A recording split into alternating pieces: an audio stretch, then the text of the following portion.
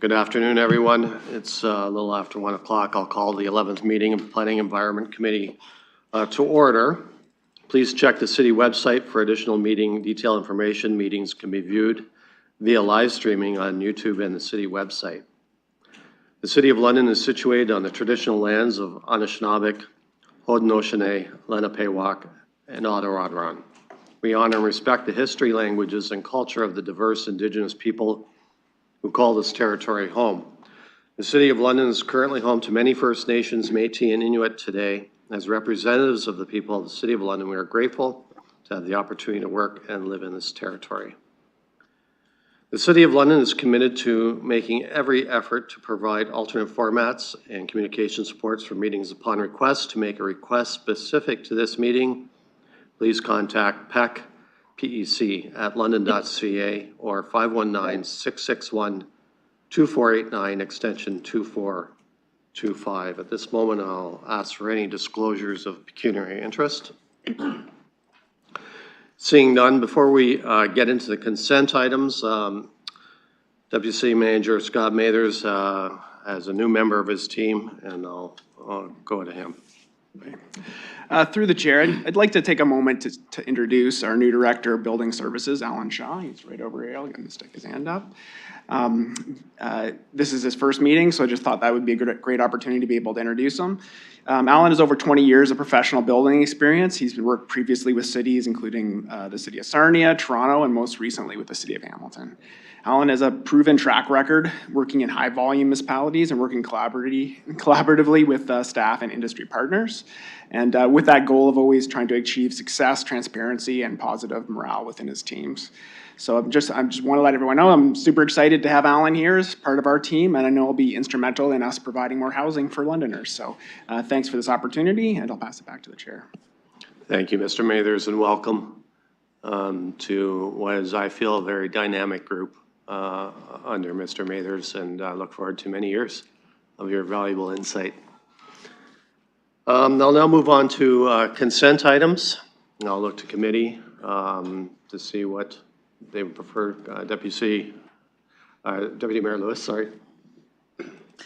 Thank you, Chair. And just through you, unless Mr. Mathers wants to recommend anything to be pulled to the end of the agenda so that Mr. Shaw can get the full experience of a planning committee today, I'm prepared to move the consent agenda so that we can get into any discussion or debate around any of the items, but I'm prepared to move it as presented. Okay, and I'll remind committee that and visiting councilors, if we move it and second it, we can still talk about it. So I'll look for a seconder. Councillor Frank, we have a motion moved and second. I'll just inform the committee and those here that Councillor Rahman is a little delayed. She'll be here in probably about, well, maybe about 25 minutes or so. So that will carry on. Okay, I'll open up the floor for questions or comments on any items. Councillor Frank. Thank you. And through the chair, my question has to do with item 2.3, the London Plan Heights Review. I was excited to see this coming forward. I think we've noticed that planning a couple times we've been encouraging greater density than what the London Plan currently allows for, and this looks like we're heading in the right direction. My question was just in regards to moving forward, increasing the heights in neighborhood place types. I know that these are really focused at more of the higher density areas, but I'm wondering if staff are looking forward and seeing if there's an opportunity for increased density in neighborhood type places as well. Go staff. Through you, Mr. Chair. Yes, that's something that we will be looking at through the official plan amendments that'll be coming forward for the September 10th PEC. We will be starting circulation immediately after this meeting, essentially, and through that, we will be considering all urban place types as the potential for increased heights or densities. So that's one of the things we'll be doing. As you noted, this report primarily focuses on tall buildings, which is anything over 8 stories, and design considerations as well associated with that. Councillor. That's great to hear. And through the chair, just to follow up on that, through that process coming back to us, how will the public be engaged on that as well? Thank you. Go staff. Through you, Mr. Chair. We will be circulating as we do any normal applications. We will have the normal time period It will be available on our Get Involved page. We've launched a series of Get Involved pages for all of our major projects that are now coming forward. So we encourage people to obviously follow us along through those pages as well. And we will be having a public participation meeting. Unfortunately, there isn't a lot of time based on the fact that these are half-related projects and they have to be completed in a certain amount of time. So we don't have the ability to do a more fulsome community engagement that we would normally do, unfortunately. But the public will have an opportunity to comment as with any application. Counselor? That's much appreciated, and understanding the half timelines makes a lot of sense. And I know that members of council also make our best efforts to make our residents aware and share it on our socials as well. So thank you very much for that information, and looking forward to getting that later this year. Thank you. Deputy Mayor? Thank you. And so I will pick up where Councillor Frank left off on the London Plan Heights review. Very pleased to see this coming forward. I have to say that I think that this is landing things in about the right spot, particularly when we're talking about urban corridor place types, transit villages. These new proposed heights make a lot of sense, and they're pretty consistent with decisions that have been made in recent months to begin with.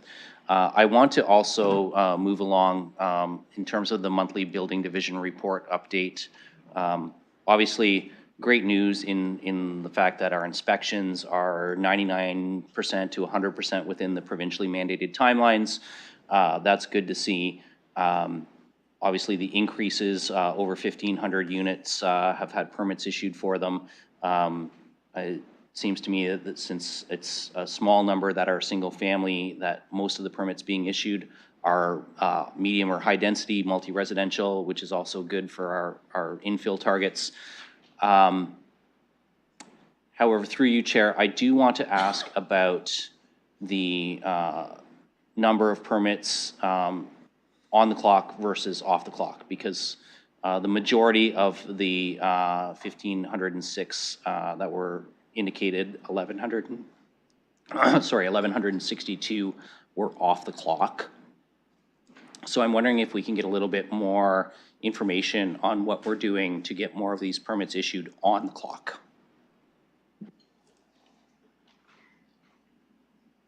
I'll go with staff. Yep, through the chair. So the off-the-clock permits is something that we're doing a lot of work on right now.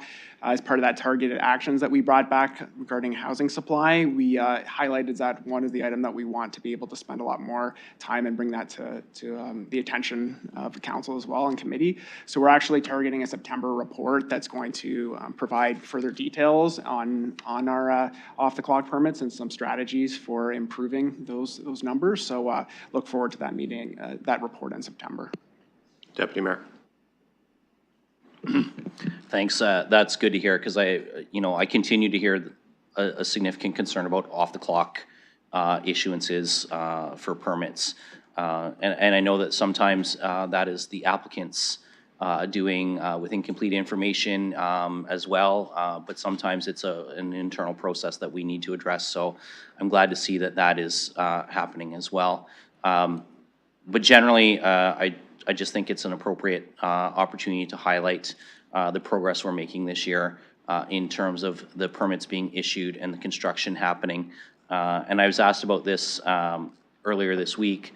It takes a long time to get from something we do today in terms of a zoning approval to occupancy, and that includes a site plan review that sometimes may include external agencies, Upper Thames Section 28 permits, and then after that, the permits have to be pulled and the construction has to actually happen. So some of this is the result of zoning applications that we approved a year or 2 or 3 years ago that are now having the permits pulled and being in the ground. And I think that it speaks to the confidence that the industry continues to have in our community. I think it speaks to the work that is being done through the process improvement table in consultation and partnership with the industry to identify those opportunities. Obviously, there's some other external factors involved as we see sort of supply chain stabilizing and interest rates dropping a little bit and making things a little bit more economically viable again too.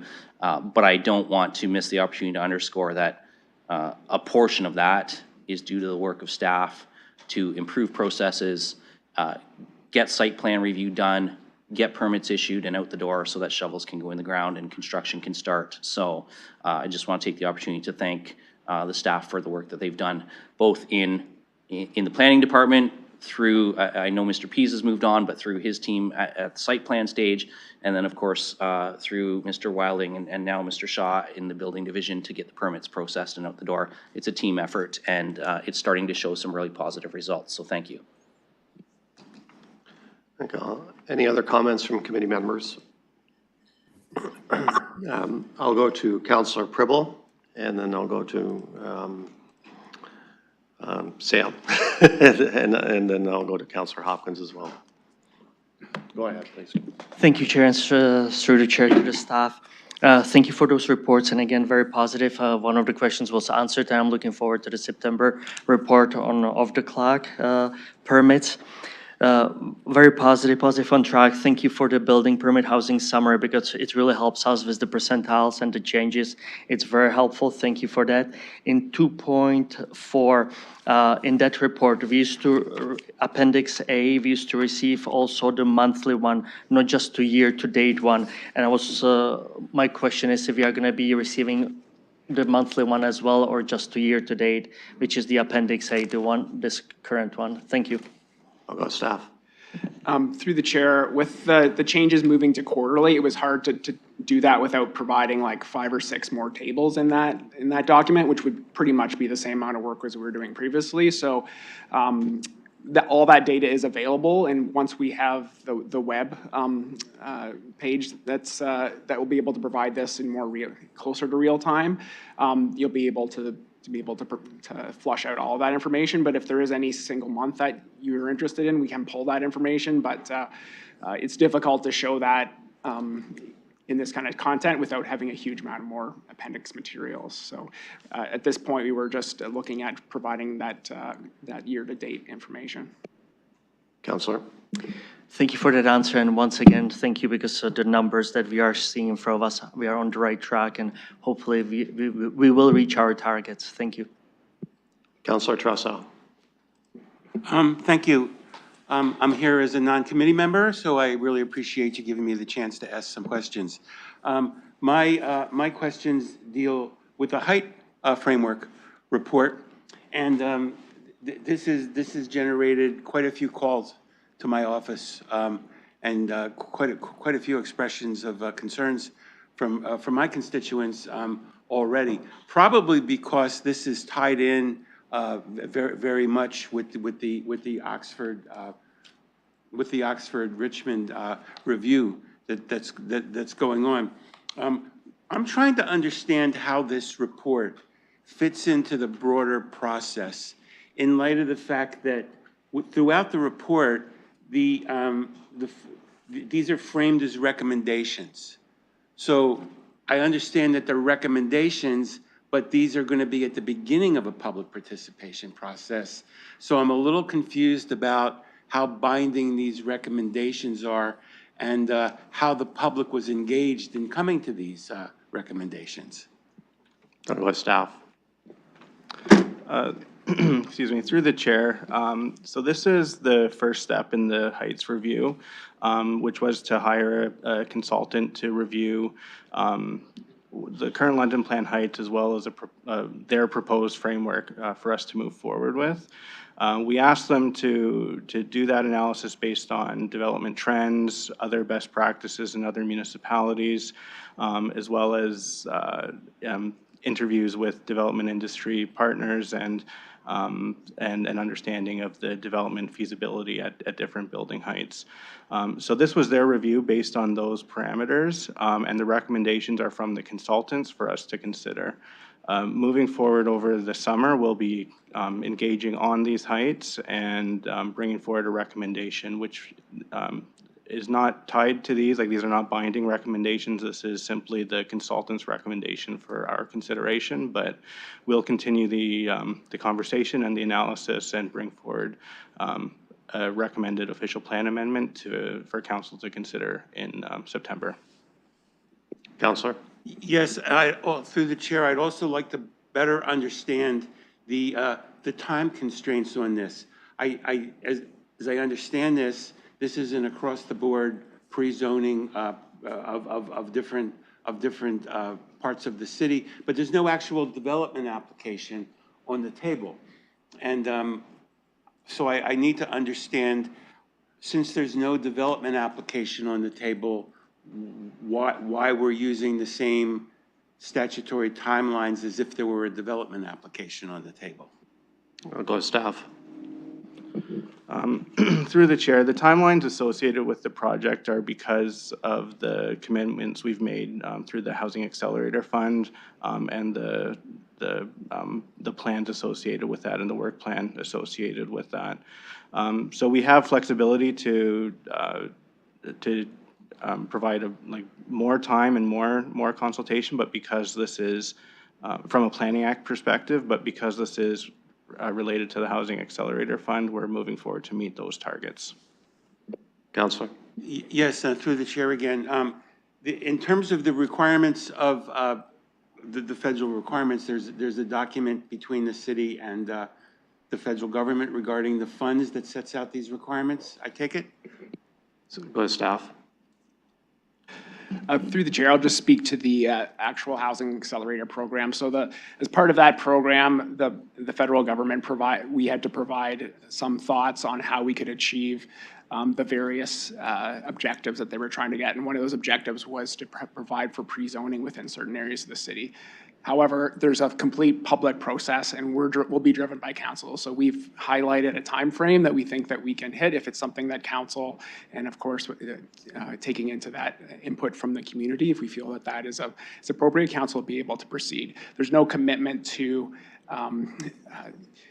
sidestep any of our appropriate processes. It's up to council to make that final decision, but we provided a timeline that could be met, and if council decides that that's where they want to do, to be able to align with the targets that we've highlighted in our housing application, then we can do that. But there is no requirement for council to pass that. It needs to still go through that provincially mandated process. So Councillor. Through the chair, I'd ask, so that's not a decision that's on the table now or when this goes to council. That would come up at a later time. Thank you. And my last question to the chair deals with the public sort of engagement process that the consultant used to get to the point of this recommendation. Throughout the report, there are many instances of consultation with the development community through various bodies. I don't see any evidence in this report at all that there was any engagement with any neighborhood groups, with the Urban League, with any other civic organizations. Am I missing something, or is that correct? That just didn't happen. I'll go to staff. Through the chair, so the purpose of the engagement conducted by our consultants was to understand development costs and development feasibility in order to recommend what building heights were appropriate from a development perspective. Our plan is to now take that and use that as part of our public engagement. So broad public engagement wasn't part of the mandate of the consultants, but it is part of our next steps on this project. Councillor. Okay, well, thank you. I'd like to say that answers all my questions. It doesn't. It answers all the questions that I can put on the table right now, and I'm sure I'll have more at council, and I'll just allow other councillors to continue. Thank you very much for hearing from me. Okay, Councillor. Councillor Hopkins. Yeah, thank you, Mr. Chair, for recognizing me and allowing me to speak to a few of the consent items. I represent Ward 9, which is all about development. It is a growing ward, and there are many consent items here that are really important for the public to understand and know, and it's something that as a councillor, I'm responsible for sharing that information, but I would definitely encourage the city, the more we can share this information with the public, the better off the public will be when it comes to coming here and asking questions as well. So I have a follow-up question on 2.3, the London Plan Heights Review. And I'm really pleased to see this come forward. I know there have been a number of past applications that we've had here at planning where we do these one-offs and change the heights. And I think we do need guidelines to sort of make us understand, as well as the public to understand what they can expect in their areas. The follow-up question I have to Councillor Trousseau is around the public engagement when it comes to this review. It's coming back to us in September. So will there be a public participation at that time? Question number one. Go to staff. Through the chair, yes, there will be. This will be brought forward as an official plan amendment, and as part of that process, there's a standard public participation meeting. Councillor. Yeah, thank you for that. And September, I think, is a more appropriate month than in the summer, too. So thank you very much for that. The second question I have, and I don't want to get too much in the weeds, but it is around the heights. And we see the heights more in the downtown area and, of course, in our transit villages. And we've heard that policies throughout the city are more or less open to these heights as well.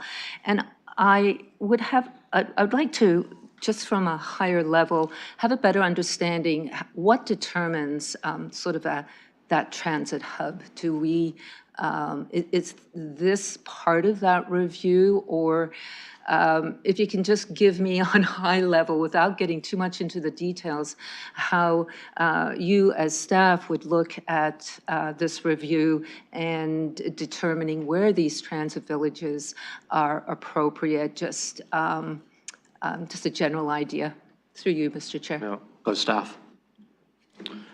Through the chair, this review that's in front of you today is related to the existing place types and designations within the London plan. So it's looking at the downtown transit villages, rapid transit corridors, and other place types as designated by the London plan. Now, there are separate reviews or projects underway that are considering potential changes to that framework. One that's been noted is looking at transit villages and possibly adding a couple more to the London plan, and then that would also be applied, or then this framework would also apply in those areas. But this exercise in front of you today does not include a review of where place types are designated on the map. That will be through a separate exercise. Right now, we're just looking at what heights are permitted within each of those place types. Councillor. Yeah, thank you for that. I really do appreciate that, because when we look at these reviews, we have a whole pile of other questions happening as we're reading them, and this review will assist you down the road when you determine where to make these changes. So I appreciate the clarification. Thank you. Thank you. Any other comments or questions from committee or visiting councillors? If the committee permit me, I have a couple of questions and comments. There's a lot in here in the consent item, so thank you for councillors for going through these with really good questions. We didn't touch on the last item, Bill 185, and there's a number of changes in there that affect the city. This is a provincial bill called the Cutting Red Tape to Build More Homes Act 2024. I'd just like to highlight just if the staff could kind of just highlight the ones that have cost implications for the city and how that affects us. Through you, Mr. Chair, I can go over some of the Planning Act and Municipal Act considerations, but there is also, I believe, a representative from Development Finance here, so they might be able to, if you'd like, be engaged to discuss the development charges components, if you'd. Sure, let's do that. That way, I see him coming to the mic now.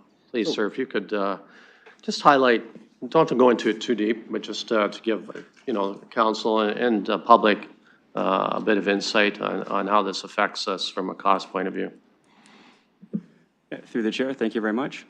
So since 2019, there's been fairly significant legislative changes to the Development Charges Act, which have had a lot of significant... Sir, I'm going to just ask you to speak a little louder or closer to the mic.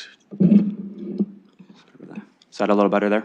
Yes, thank you. Sorry about that. So since 2019, there's been very significant legislative changes to the Development Charges Act, which have had significant financial cost implications to the city. Back a few years ago, we drafted a report which really qualified and kind of tried to quantify the financial impacts, which we estimated at approximately $100 million. Since that time, we've been trying to track and record all of the dollars lost as a result of those changes. The good news is as a result of the Bill 185, there's been some pullback on some of those changes. One of them being the studies, and another being the mandatory DC rate phase-in. Those have had a financial impact of actually clawing back approximately $50 million roughly. So as really positive sign for the city. Thank you. And just I'll flip up, just going to hit a couple of things here. On 2.2 regarding the housing update, we've got a target of 47,000 homes that we always hear about, and we're always talking about, and so we should. I'm wondering if we can get a number ongoing as to how we're tracking on that 47,000 target. Through the chair, we have a target to give you that target. So it's taking us a bit of time to be able to ensure that we include all of the housing that's available. So that is absolutely something that we want to include to be able to show, like, since the starting of the 10-year period. We're going to ensure that includes all of the housing that's being provided. So we know what the province's metric is, which is building starts. However, and this is something that is fairly specific to London, because we've been doing a really great job in bringing the multi-unit apartment housing. We have a lot of housing that is currently not even at the point people can move in, and is not being counted because the permit or the work was done on the site prior to the timeline for our 10-year target. So what we want to do is ensure that we capture all of those units, because that's absolutely appropriate of the housing that is being created right now. So that's taking a little bit more time because it's not something we've been collected in the past. So our hope is within the next couple of cycles to be able to provide that in that monthly update. Thank you. And finally, just a comment on the Building Division detailed report, and I'll echo Deputy Mayor Lewis. This is very encouraging because 2023, you and your team did a lot of work in processing a lot of rezoning applications. Unfortunately, we fell behind on the permits and getting shovels in the ground due to high interest rates and high inflation. The development community pulled back. But we knew at that time that the work would eventually pay off, and I think we are seeing that. So good job in using that time to prepare, getting technology in place, getting that welcome reception area on the second floor, terrific. So then when we get hit, which we are just starting to now, I believe, we're seeing end of May, we're up 11%, but even more encouraging, we have 50% more in the pipeline than we had last year. So it's coming because the development community sees their costs, inflation, and interest rates are peaked, and they're coming down. So that hard work, I just want to say thank you, and I encourage you to, again, the deputy mayor touched on this, to get the other site plan and building permits processed expeditiously. So we can get shovels in the ground and roofs over our head. Thank you very much. Councillor Preble. Thank you, through the chair, to the staff. Was the Bill 185 pullback, was it 50 or $15 million? Thank you. Go staff. Through the chair, it was approximately 50 million. So roughly 30 to 40 million was on the DC rate phase-in, and about 5 to 10 million was roughly on the studies. Both of those did not impact the city at this time, but it would have impacted us during the 2028 DC study. Thank you very much. No more questions. Okay. Got the consent items moved and seconded. If there's no other questions or comments, I'll call the vote.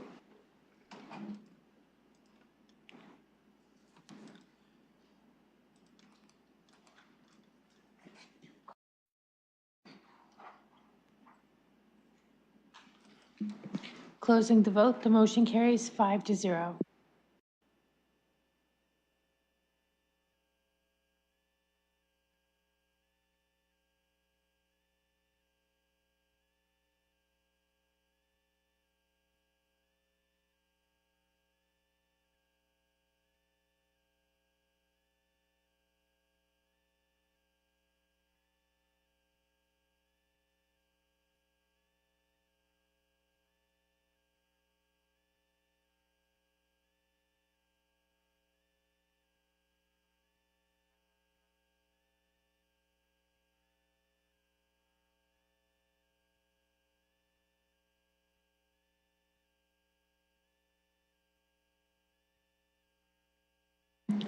So next on the agenda is 3.1. This is regarding incentivizing office to residential conversions in downtown. I see a delegation is listed here. I'll look for that delegation if they would like to address the committee. Through the chair, we were just going to do a brief intro to it, but I know that there is a request for another delegation as well. Okay, why don't we do that first? Mr. Mathers, please go ahead. Through the chair, so early this year, there was a new incentive program that was brought forward to promote conversions of office to residential in the downtown area. So that program introduced an incentive that was very similar to what we had in the downtown for new residential construction. So that incentive was approximately $20,000 for a one-bedroom unit and $28,000 for a two-bedroom unit. So we brought that forward to get something out there, to get a program, to get some excitement about it, and we've got a lot of great feedback from folks that are interested in it. At the same time, we wanted to do that diligent research and have someone look at the marketplace and see what the appropriate value should be for that incentive, make sure that we weren't giving away too much or too little. So what you have here today is some recommendations that's come out of this work. So we've had a consultant, Urban Insights, and the consultant is here today if you do have any direct questions for them. And we're providing a recommendation to increase that amount from that $20,000 to $28,000 to $35,000 per unit. I'm happy to take any of your questions you might have, but that's a short summary. Okay, thank you. Now I'll go to the delegation. Mr. Wallace, are you wishing to speak to this? I'd like to. Approval for them? Yes, for my Canada groups. I was informed by the clerk that I didn't. Hey. But I'm here whispering in my ear that she's changed, so I'm going to consult right now.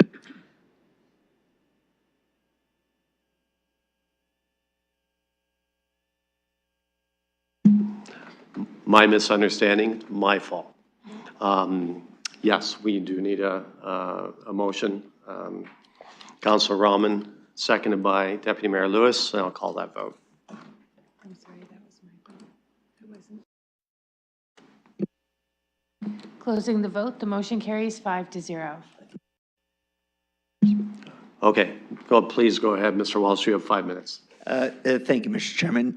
My name is Mike Wallace. I'm the Executive Director for the London Development Institute. And, on a side note, I happen to agree with you, Mr. Chair. You really shouldn't have to, as a delegate from the public, have to have permission from council to speak to you. But anyways, that's a different topic in another day.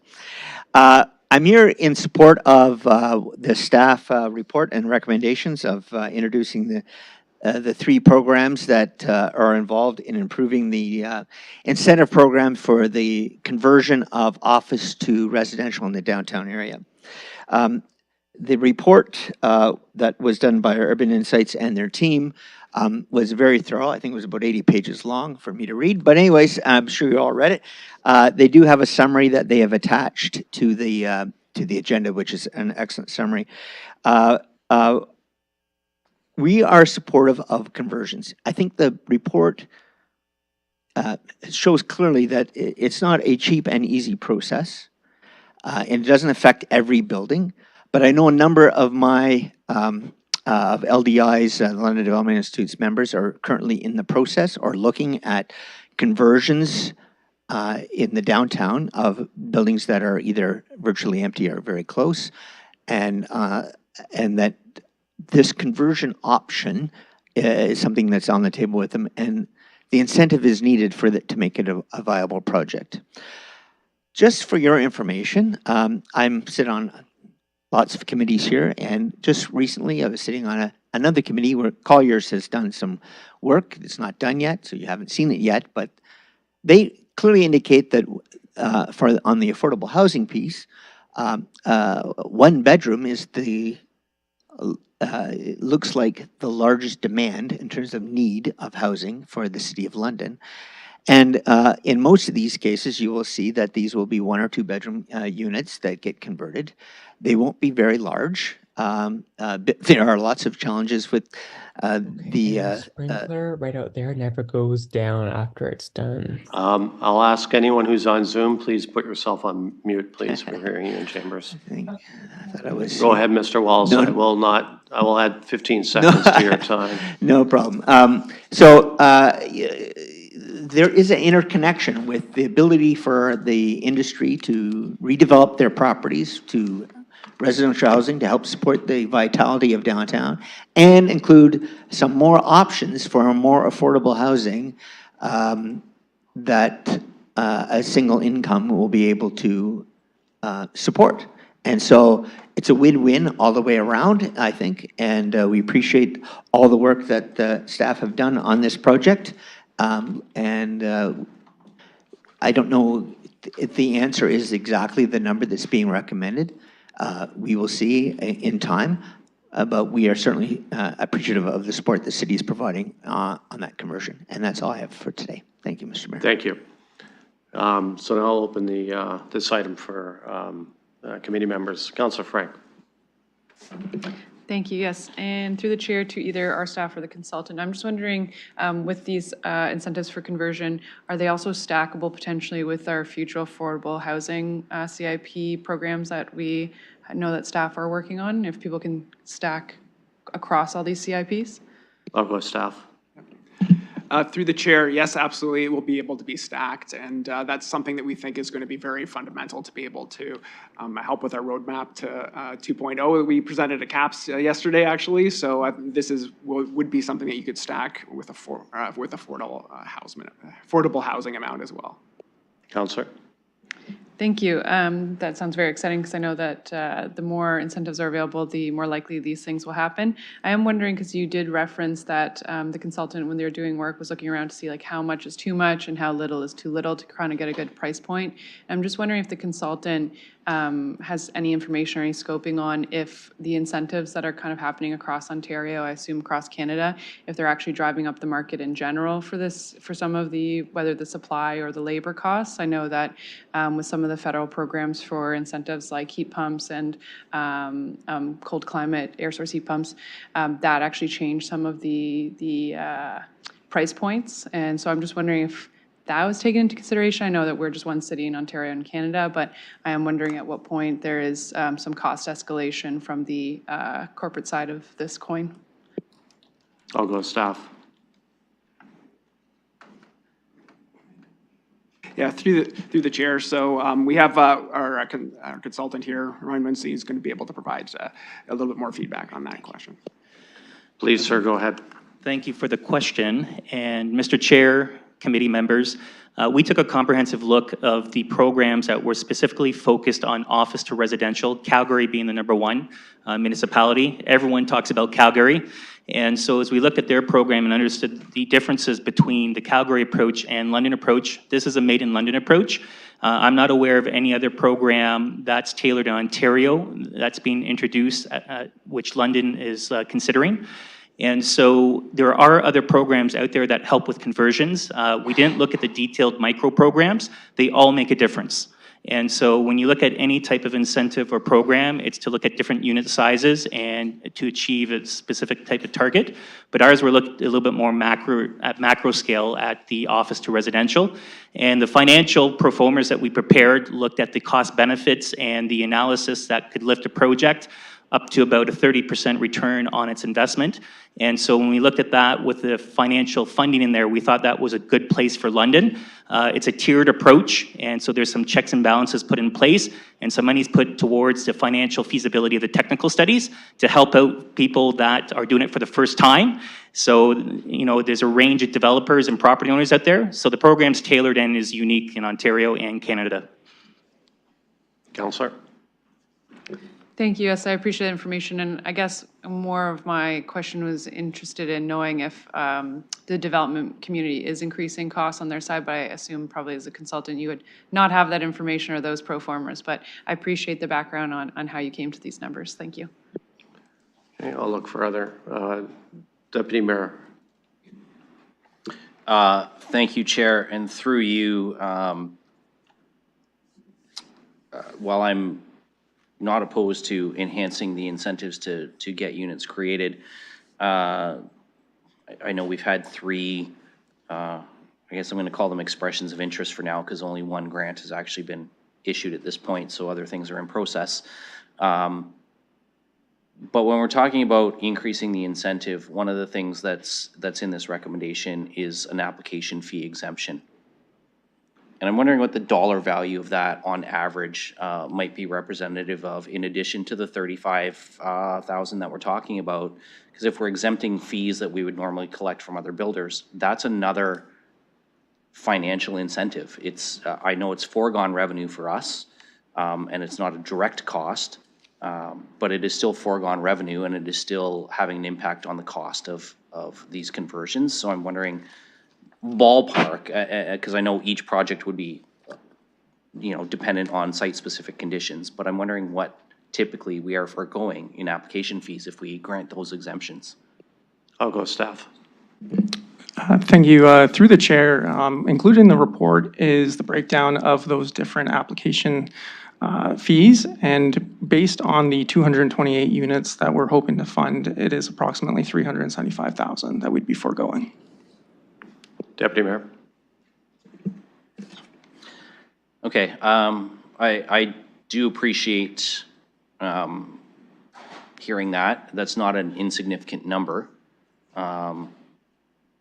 And based on what I've read in this report, it's not, we're not collecting that revenue from the half to put back into our coffers. It's money that we are foregoing collecting. So, I mean, to be perfectly honest, I would rather see a higher per unit half contribution than foregoing the revenue that the city is asking from other applicants. And I'm wondering if that was considered in the development of this proposal. I'll go staff. Through the chair, just to add a little bit of clarity here. So the maximum incentive someone could get is $35,000. So per unit, and that includes all of the different pieces that they could get. So if those fees would be covered from the overall value and the $10 million that we have from the Housing Accelerated to be able to program. So this would, they're not, those items aren't stackable. So just sorry if that wasn't clear, but the goal is to just have a maximum amount, which is that $35,000 for whatever that development might look like. It just provides some opportunities for different timing to be able to get those recoveries of the costs. Deputy Mayor. Okay, that's very helpful because in table 1 of the report, where it said for maximum effectiveness, these programs can be stacked.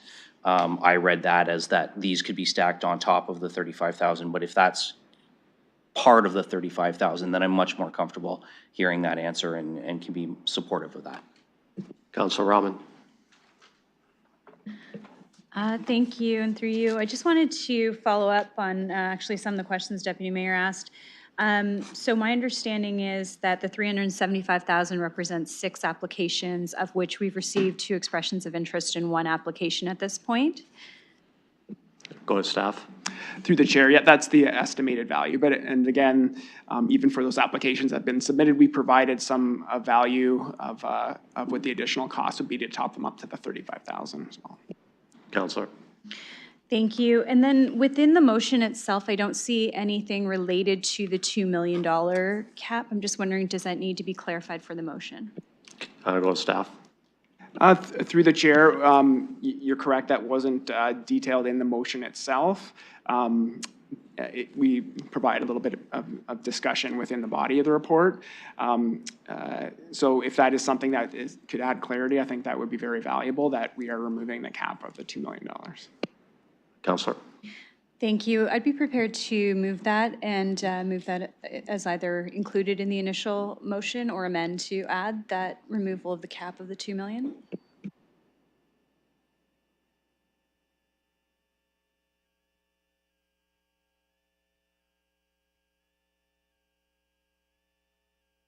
Okay. So Councilor, we can just include it as part of the motion because you're moving that. So the clerk will draft that wording. I'll look for a seconder on that. Councilor Frank seconds. And the clerk, I'll let you know when the clerk has that wording that you can take a look at. In the meantime, are there any other comments or questions from committee members? Councilor Rahman. Thank you. I did have one follow-up. I'm just wondering, from a reporting back standpoint, how will this be reported back to us in terms of, let's say, those that maybe went through the feasibility study, but that's as far as they go? Would we be able to see any of that, and how would that be reported back? Go to staff. Through the chair, our intention is to bring forward in the fall an update report on the Housing Accelerator and how that funding has been allocated by council to date and has been spent. So we could provide some of those details as part of that report. This amount is $10 million. So we would be showing like how that $10 million has been spent to date. Councillor. Thank you. I think that's really important right now. There's a lot of public interest, and I know people have been following along with the building classification conversation and what types of buildings are more appropriate. And so even being able to say a building has went through the process of being looked at, I think is important. It shows willingness from the development community that these opportunities were explored, and it shows that we've done our due diligence and made sure that we've been able to provide those feasibility studies where possible. Thanks. Thank you.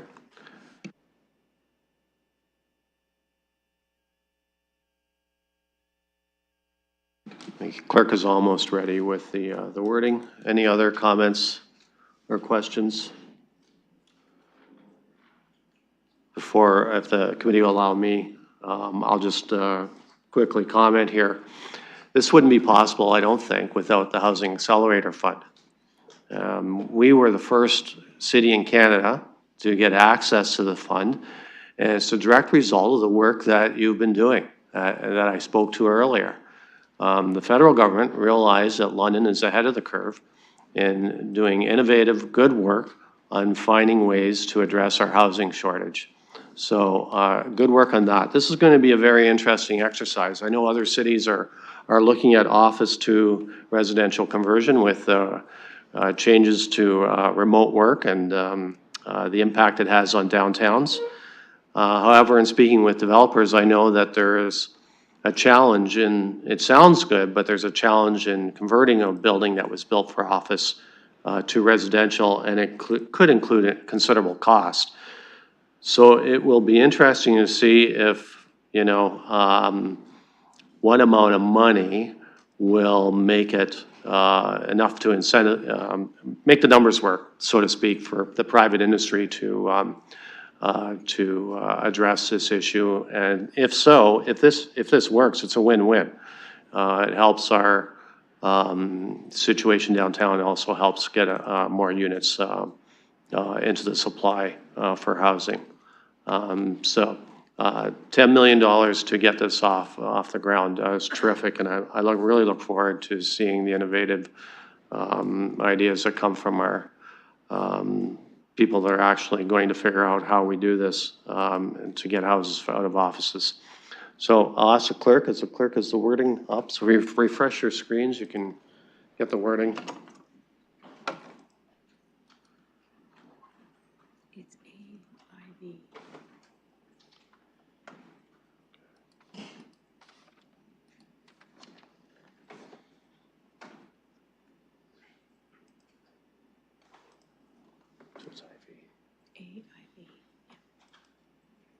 So AIV, Councillor, is where that extra wording was included. Are you good with that? Yep. Good. Okay. If there are no other comments or questions, we've got motion moved and seconded. Looking around, I'll call the vote.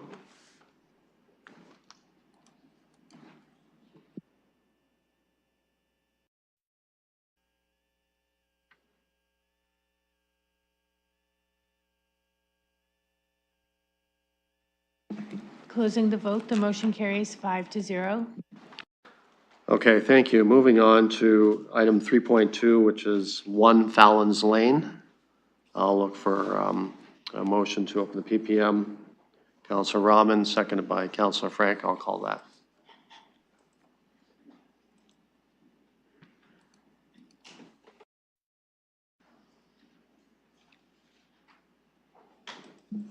Closing the vote, the motion carries 5-0. Thank you. Are there any technical questions for staff at this time? Seeing none, I'll look for the applicant. The applicant would like to address us. Please, sir, give us your name, and you have 5 minutes. Good afternoon, Mr. Chair, members of the committee. My name is Harry Frusios. I'm with Zelenka Preamble Limited, and together with my colleague Aaliyah Richards, we're very pleased to be here this afternoon to, on behalf of the Roman Catholic Episcopal Corporation and Diocese of London, Ontario, and St. Vincent de Paul, regarding the rezoning application at 1 Fallon's Lane. To my right, there are members of St. Vincent de Paul that will introduce themselves and speak to the committee as part of the public process.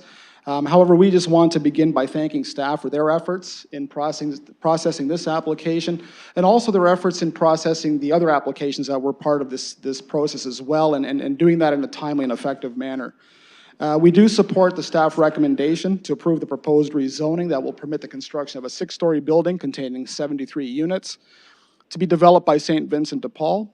And the proposed development will be on a portion of the subject lands fronting Huron Street, that currently accommodates parking for the St. Andrew's Apostle Church. In addition to a 6-story building that will fit in with the character of the existing area, there will be ample provisions for amenity space, both outdoors and inside on the ground floor for use by the tenants. Parking will be provided at a minimum in accordance with the minimum requirements for this type of built form. So overall, this proposed development represents an appropriate form of intensification in accordance with the provincial policy statement, the London Plan, that takes into consideration the surrounding land uses and provides a heightened density that is compatible with surrounding uses and can make efficient use of a municipal infrastructure and is transit supportive. Furthermore, and perhaps more importantly, the proposed development will provide much needed affordable housing units to the community. An open house was held earlier this year on February the 28th. The open house was well attended, and overall the project was well received by the public.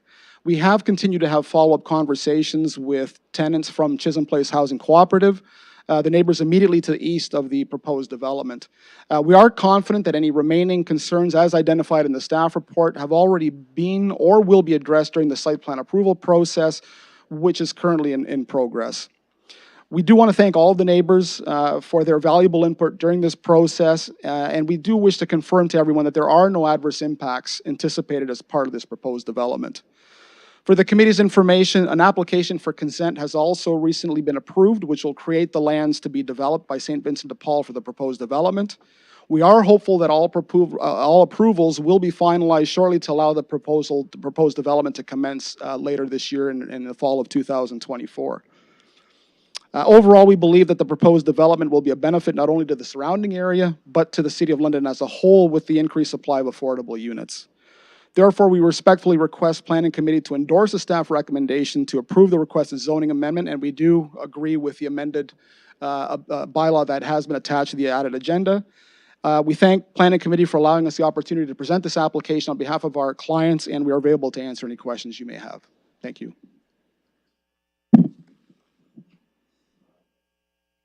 Thank you, Mr. Fruzia. I'll look for members of the public that would like to address the committee at this time.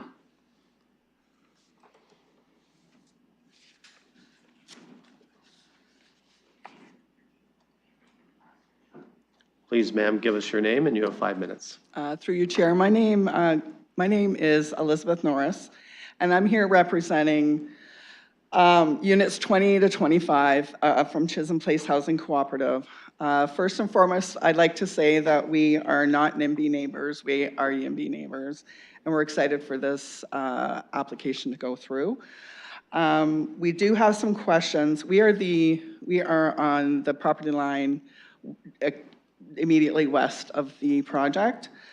We're not a large group because I thought it would be best to keep it small just for the people that it would affect, not the whole community. We were very thankful to have a meeting with Councillor Cuddy, Lawrence from St. Vincent de Paul, Harry from Zelenka Preamble, and Steve from St. Andrew's Church.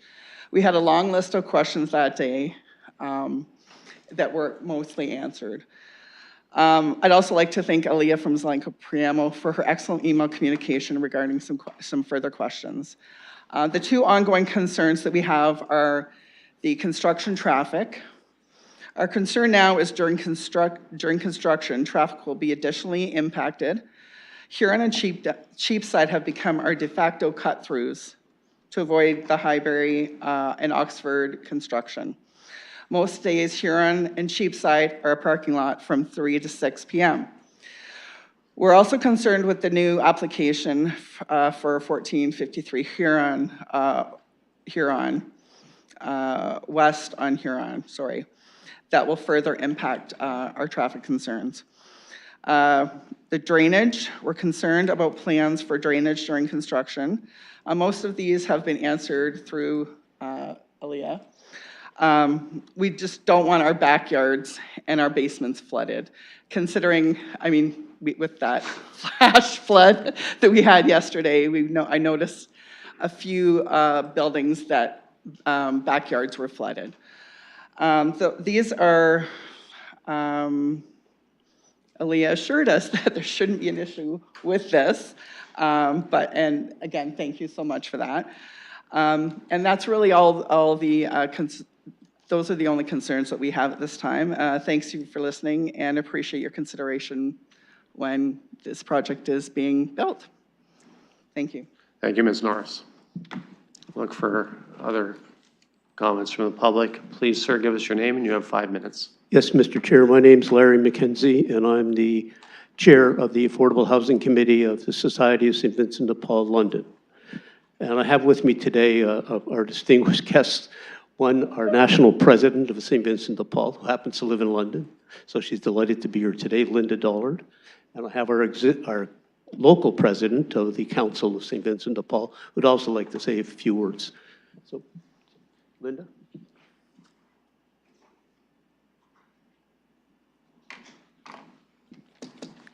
Mr. Chair, thank you so much for inviting us to be here to speak to you.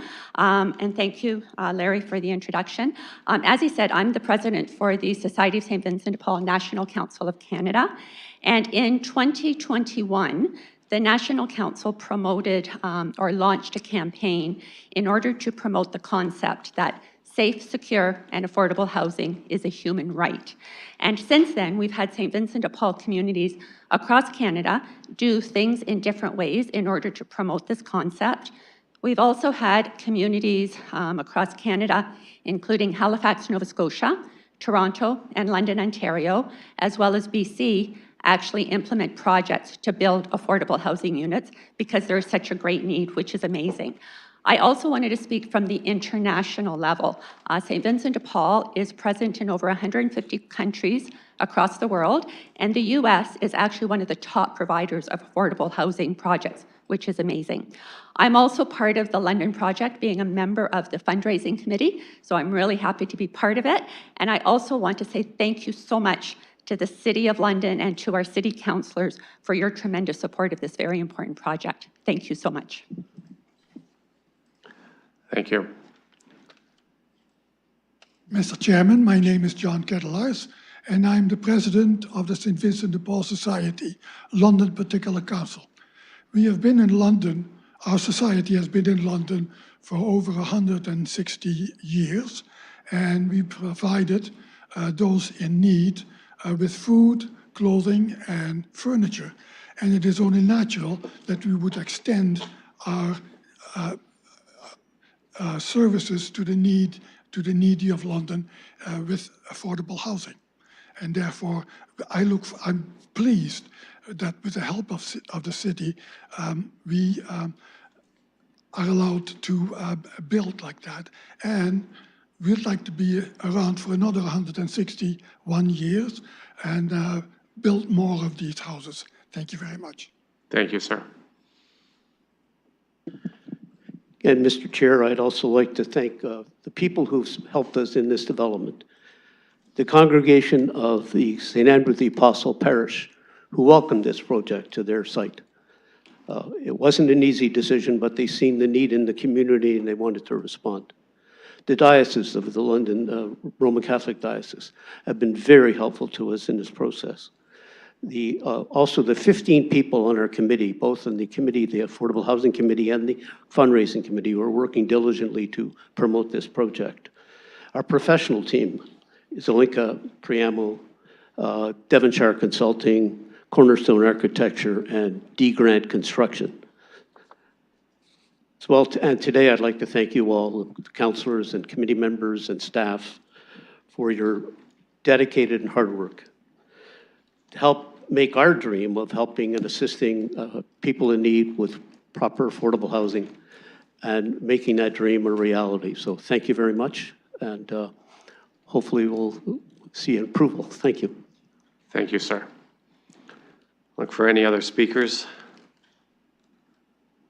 I'll ask if, oh, please, sir. Nice for you coming to the mic. Please give us your name, and you have 5 minutes. Which step do I be on? Okay, this one. Hello, everyone. I'm Ben Durham. My fiance and I live in Huron Heights, fairly close to the 1458 Huron Street development. Over the years, we've walked, run, biked, scooted, bussed, and even driven past 1480, still not 1485, 1458 Huron Street thousands of times, and we've always wondered what and how this weirdly blocked out piece of land could be used other than 1, 2, or maybe 3 single-family dwellings, and over on what is planned to be the main driveway for that complex on Redwood Lane. We even tried to figure out if it would be possible to maybe make that narrow strip into a coffee shop or something like that. But 22 residential units? Yeah, please. Density is the solution to cities hemorrhaging money. It's the solution to keeping property taxes from spiking by high percentage points like recently. Density along major transit corridors like Huron Street allow transit to thrive, providing viable and efficient ways to move around the City of London, because density also makes places more walkable and bikeable and navigatable outside of personal vehicles, which all reduce traffic congestion for everyone. So I want to take a moment to say that this type of infill development needs to continue. So staff have clearly thought through so many different things and putting this report together. Will there be questions or concerns? Of course, but we ourselves even sent off a bunch of questions last month to Brent House, who's the planner who prepared this report for the Planning and Environment Committee. But let's not make perfect the enemy of good. This is a great step forward. 2 small requests. At the proposed main driveway in and out of the complex, I would love to see a narrow traffic calmed driveway and also raise the sidewalk so that drivers are forced by design to approach the high traffic sidewalk on Redwood Lane slowly and carefully. And to councillors, if there are any problems when it comes to infill, whether it be on this project with 1458 Huron Street or future projects with, let's say, an inadequate underground infrastructure requiring upgrading, then it just simply must be upgraded. Sprawling in order to fund the urban sprawl Ponzi scheme is the last thing that we should be doing right now. So for so many reasons. So let's not expand the urban growth boundary, develop within it. Thank you very much for your time. Thank you, sir. Chair. Deputy Mayor. Just on a point of order, I think our last speaker may have actually been addressing the application further down in the agenda.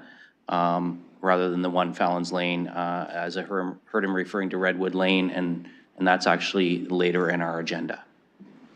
So I just want to make sure, perhaps if we can ask him to confirm that, I think the comments could simply be appended to the appropriate application, but if we can just check with him on that. Yes, sorry about that. I'll go to you, sir. It appears that you were speaking to another item that's yet to come, is that correct? That is correct. Okay. Hold that thought. Okay, 3.5, sorry. And we'll get to you at some point, okay? All Got right, it. thank you. Thank you, Deputy Mayor, for catching that. Any other speakers to this item? Seeing none, I'll look for a motion to close the PPM. Councilor Rahman, seconded by Deputy Mayor Lewis. I'll call the vote.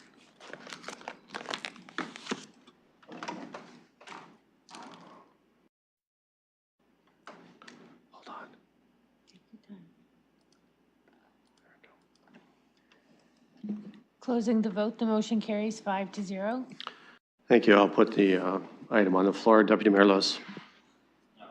Thank you, Chair. I'm prepared to move the item, but I wonder if through you, we might ask staff if they can respond to the questions that were raised during the PPM from Ms. Norris with regard to concerns around drainage and flood mitigation during construction and how the city approaches that, just so that the residents' concerns have a response. And then I'm happy to move.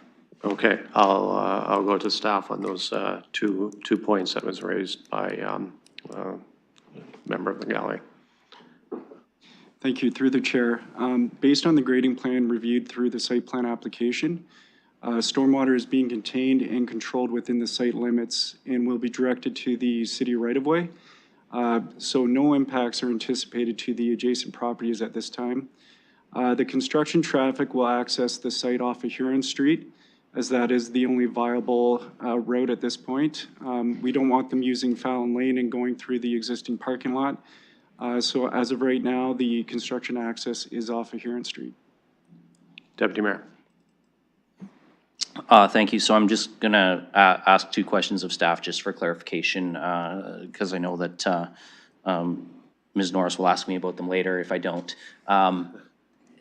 When you, through you, Chair, to our staff, with respect to the flow being directed to the city right of way, I just want to make sure for clarification for the public that that is towards Huron Street.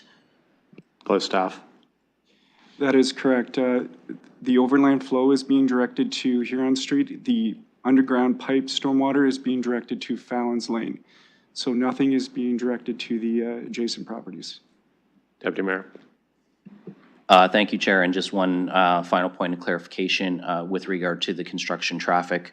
While the crews, the equipment will be accessing off of Huron, it's not that they will be staging on Huron and creating lane closures. It's simply a traffic access point for them there. And as we see with typical private construction, they would be expected to contain their daily work on site, that we wouldn't actually be experiencing lane closures on Huron to accommodate them. Go to staff. Yes, through the chair, that is correct. We also have special provisions in the development agreement that speak to construction mitigation.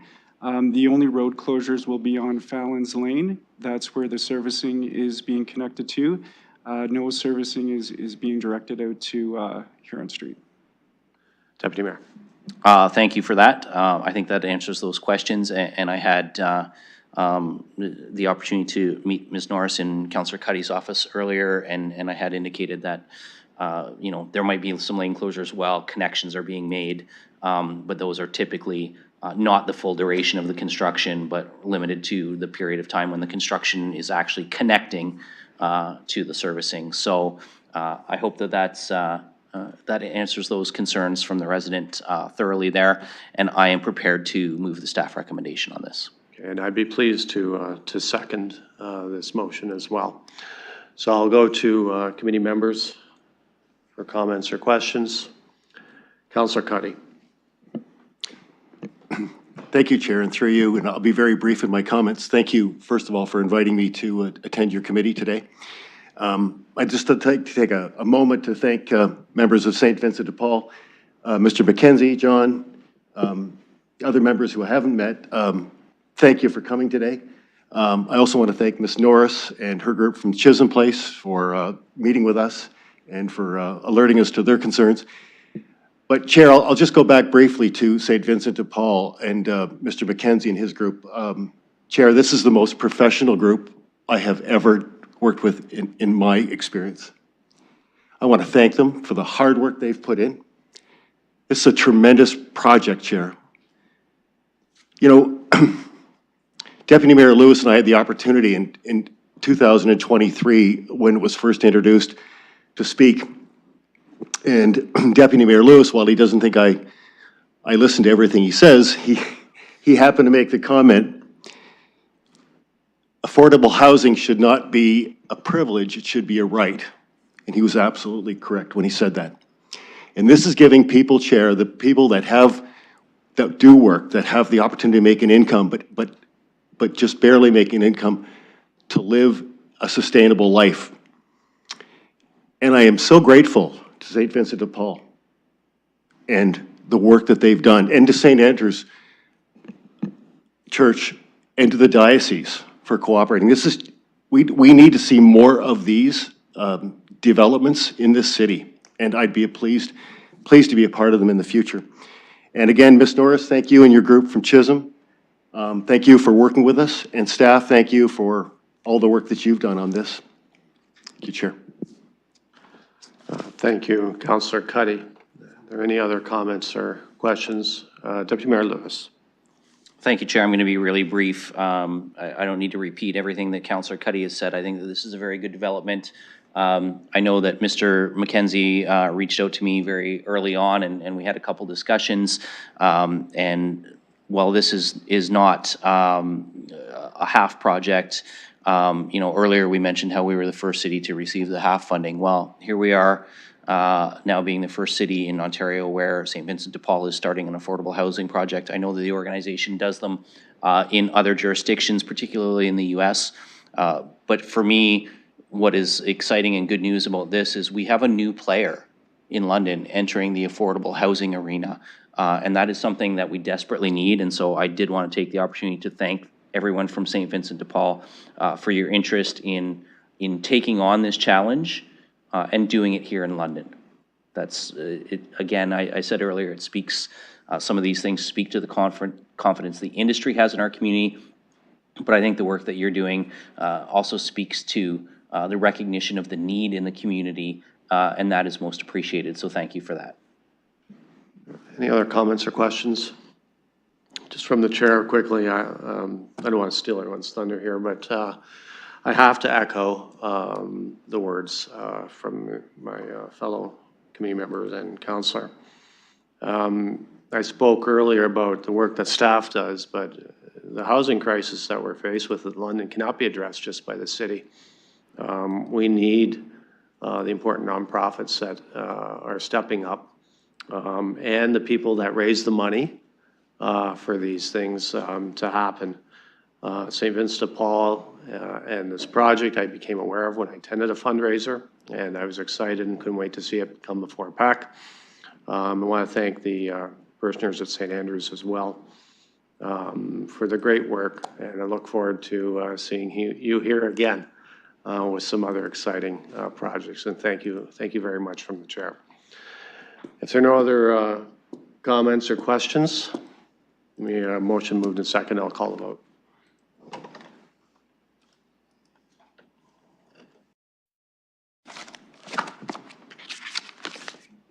Closing the vote, the motion carries 5-0. Thank you. We are now moving on to 3.3 regarding 3614 and 3630 Colonel Talbot Road and 6621 Pack Road.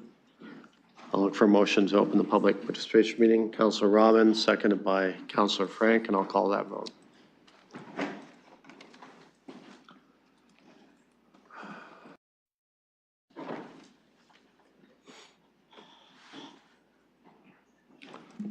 Closing the vote, the motion carries 5-0. Any questions for staff from committee on any technical nature? Okay, I'll go to the applicant if the applicant would like to address committee. Please, ma'am, please give us your name and you have 5 minutes. Good afternoon. My name is Martha Paluch. I'm a planner with Monteith Brown Planning Consultants. With me today is Alexandra Hassan, also from Sifton Properties. And we just wanted to say that we agree with council's recommendations, and we're here to answer any additional questions from the public or from council. Thank you. Now I'll go to the public. If anyone would like to address the committee on this matter. Please, sir, I see you up at the top there. Give us your name and you have 5 minutes. Thank you. My name is Glenn Dietz, and I live at 3559 Loyalist Court. I'm immediately across the street on Pack Road, so I face the property from the Pack Road side. I have 5 types of concerns about the application. And the first one is related to the lack of detail that was provided. Each of the blocks there's a wide range of zoning categories. They're all residential, so at least that's, I know that much, but I have no idea of whether the blocks are single family, multifamily, could even be 6th floor apartment buildings. So This isn't really helpful for really understanding what is being planned for that parcel of land. The second sets of concerns that I've got relate to parking spaces. There's a large number, there's a big difference in the parking requirements for the different types of zoning. This area is really dependent on a car. Walkscape website gives this area a 31 out of 100 walkability score and only a 21 out of 100 transit. So you need a car to get around in this area. My third sets of concerns are related to traffic flow. The site plan it doesn't indicate that there will be any restrictions on right-in, right-out exit to this. So there's the potential for cross-lane traffic turns during into and out of this property, and that is a safety hazard, and it's going to disrupt traffic flow into this area. My fourth set of concerns are related to the lack of detail about the adjacent property. This small parcel of land isn't going to be developed in isolation. There is a dependency to the east, there's a dependency to the south, and there is no detail in the documentation that was circulated about that. My fifth concern is that the developer seems to be asking for a relaxation of restrictions on setbacks and lot sizes compared to similar zoning of the same category. I want to go on record that requesting from the city or from the developer further details about what is actually being planned for this parcel of land. I would like to request details about the traffic flow patterns that is being planned for this area. And I want to go on record as objecting to any relaxation of setbacks and lot sizes. Thank you. Thank you. I'll look for next speaker. I'll ask the clerk if there's anyone online.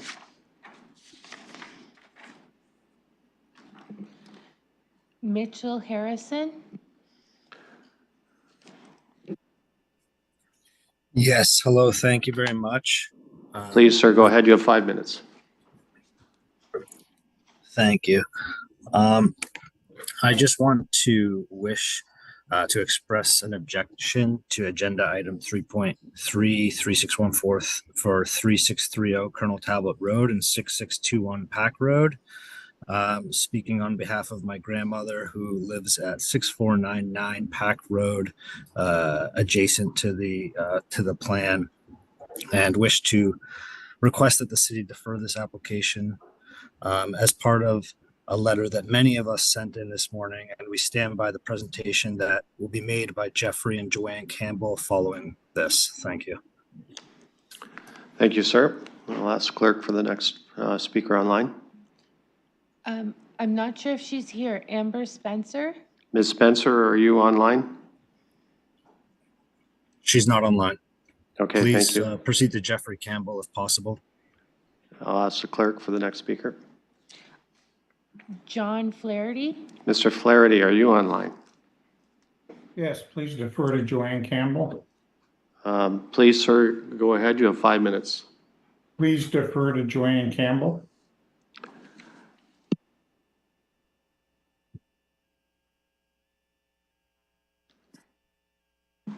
Ms. Campbell, are you online?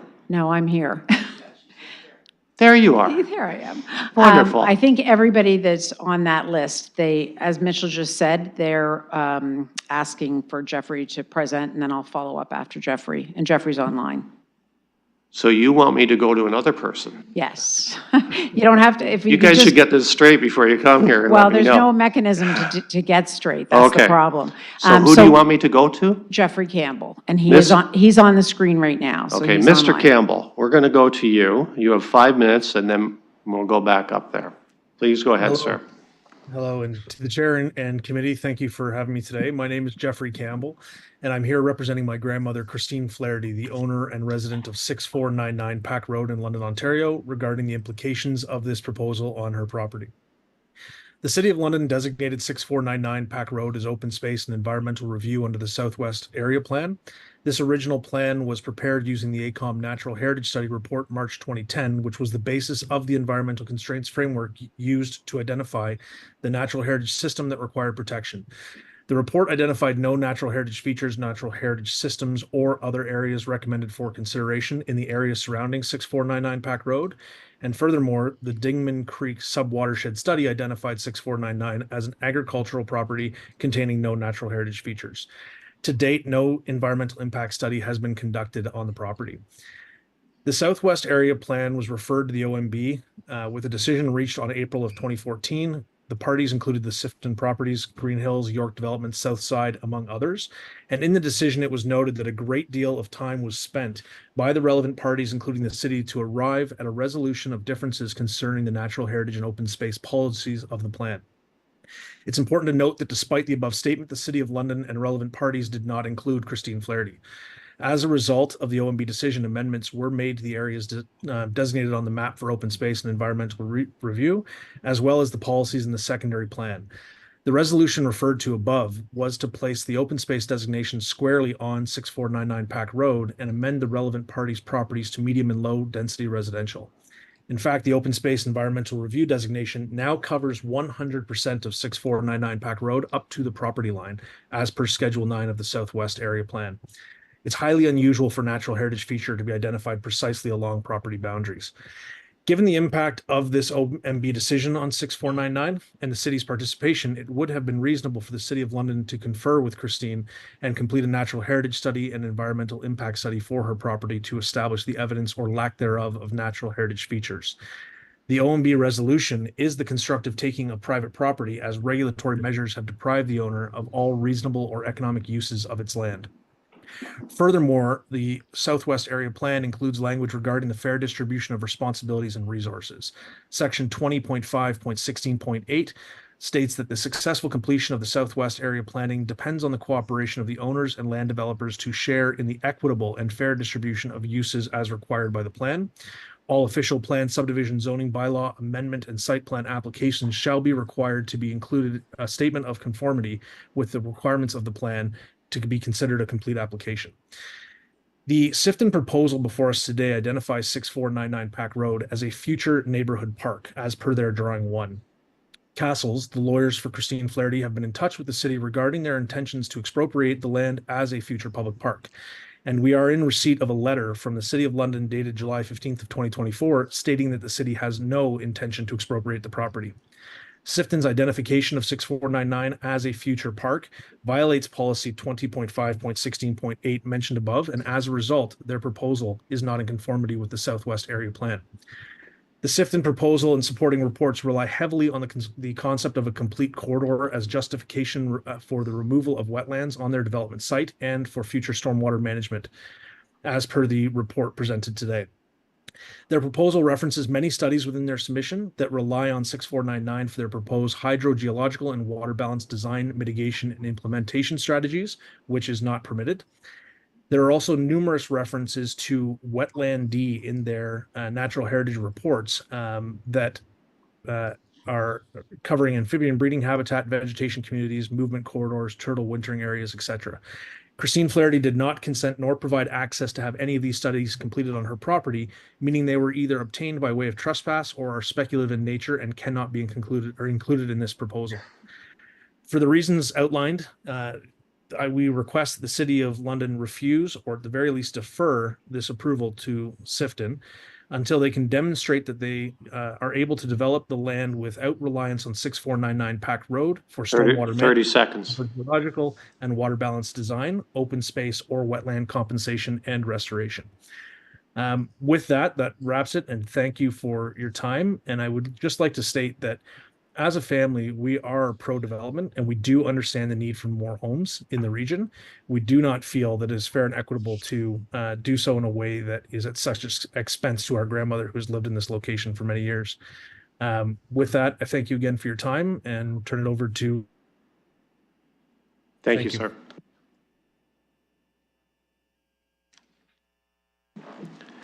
Okay, Ms. Campbell, you have 5 minutes. Please go ahead. Sorry, it's a little close. Good afternoon, through the chair. I'm here on behalf of my 95-year-old mother, Christine Flaherty, owner and current 57-year resident of 6499 Pack Road in London, to identify concerns, impacts, and implications of this application on her property. My name is Joanne Flaherty Campbell, and I was raised here. Is it a 10-acre property that was purchased by the Flahertys in 1967 to build our family home. At that time, it was underutilized agricultural land with a man-made drainage pond, which is not connected to a water course and lacks an outlet. Over the 57 years, the Flaherty children, me included, planted and maintained a 2,000 tree nursery to facilitate future harvesting and transplanting onto the open farmland, and dredged the pond to maintain it as a skating rink. Prior to that, the pond dried up pretty much every year. 6499 will eventually be surrounded by subdivisions on all sides in conformance with the Southwest Area Secondary Plan, London Plan. Their planting of these trees appears to have hurt our family and has become a significant asset to the developers surrounding the property, as evidenced by the medium density designation along the east and west property lines as part of the OMB ruling, and Sifton's designation of this property in their proposal as a future neighborhood park. As Jeffrey mentioned, the City of London sent a letter yesterday to my mother saying that they have no intention of expropriating her lands for a park. They went on to say that my mother had plenty of opportunity to challenge the ruling. I think it is important for the committee to understand that during the years 2010 to 2015, my parents split their time between their 8th generation family farm in Caledon and the Pack Road property. My father died in 2015, and my mother, then 85 years old, was having a hard time dealing with it. Up to that time, she did not handle any of the financials or business surrounding the house prior to his passing. My mother did not subscribe to the local newspaper, nor did she have access to social media, nor did she see any signs posted regarding any potential changes, which were not required for an official plan change, but are required for rezoning. At no time did she receive any correspondence that her property was being reviewed and in the end assessed in this way. And a reminder that the OMB hearing consisted of the City of London and developers with all their professional representation.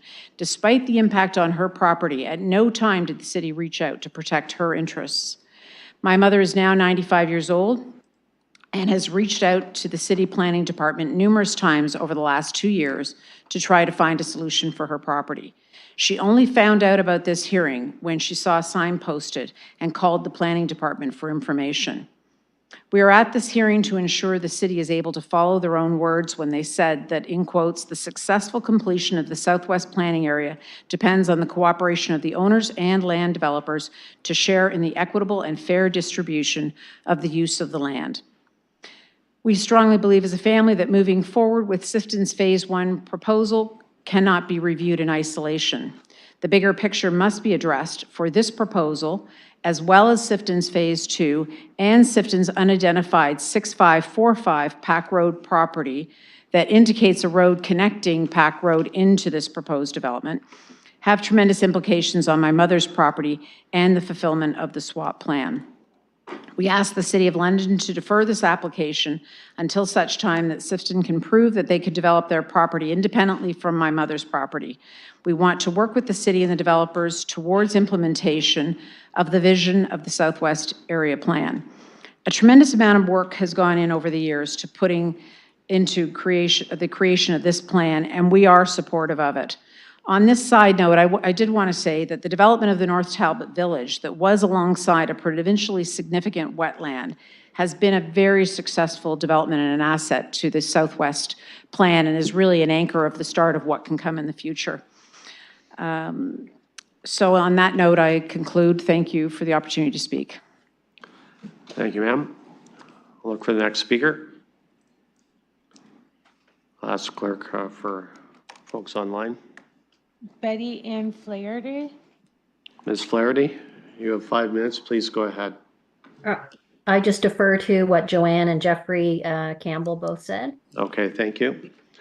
Maybe what I'll ask is, Mr. Chairman? yes, My name is Mary Ann Harrison. Maybe I will speak just for a quick moment on behalf of a number of people that are on the Zoom call today. Okay. Actually, I'll name them so that you don't have to go through this. Thank you.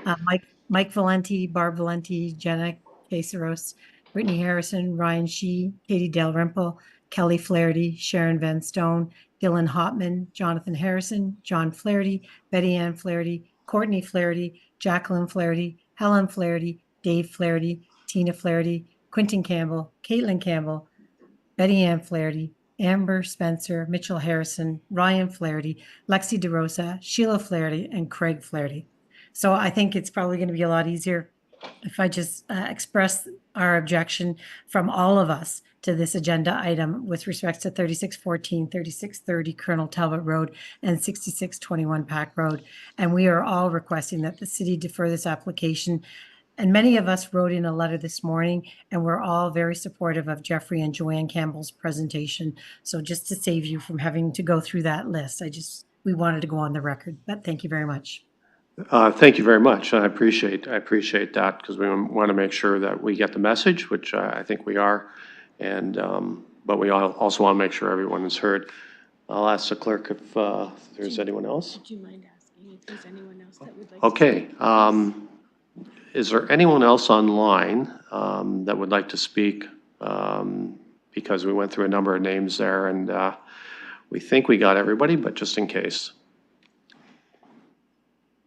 I'm not hearing anyone and I don't see anyone in the gallery. So I'll look for a motion to close the PPM. Councillor Rahman, seconded by Councillor Frank, and I'll call the vote.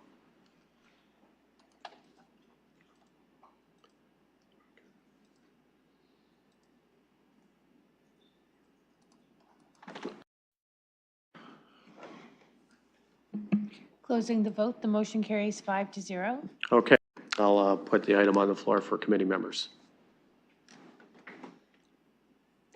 Councillor Frank. Thank you, yes. And through the chair, I will be honest, I'm pretty confused based on what we've heard from the gallery and what we've heard from the applicant. So I'm wondering if staff could perhaps make some efforts to clarify. It sounds like 6499 Pack Road is an issue, but I don't see that in this application, so I'm personally confused as to how the two interact in this process. Yeah, I think that's a good idea. If we could have staff kind of give us it sounds like there's some history here, OMB involved, going back to 2010. So I'll look to staff to kind of help us get a picture. Through the chair, the draft plan does include the surrounding properties and any features that may occur on those properties on the draft plan of subdivision to provide context for the subdivision and its eventual development on these lands. But it does not include the property at 6499 Pack Road as within the subject lands or under consideration today. The requested zoning bylaw amendment in the draft plan would not approve anything on that property. The assessment of adjacent lands for natural heritage features or areas is required under provincial policy and essential to assess applications.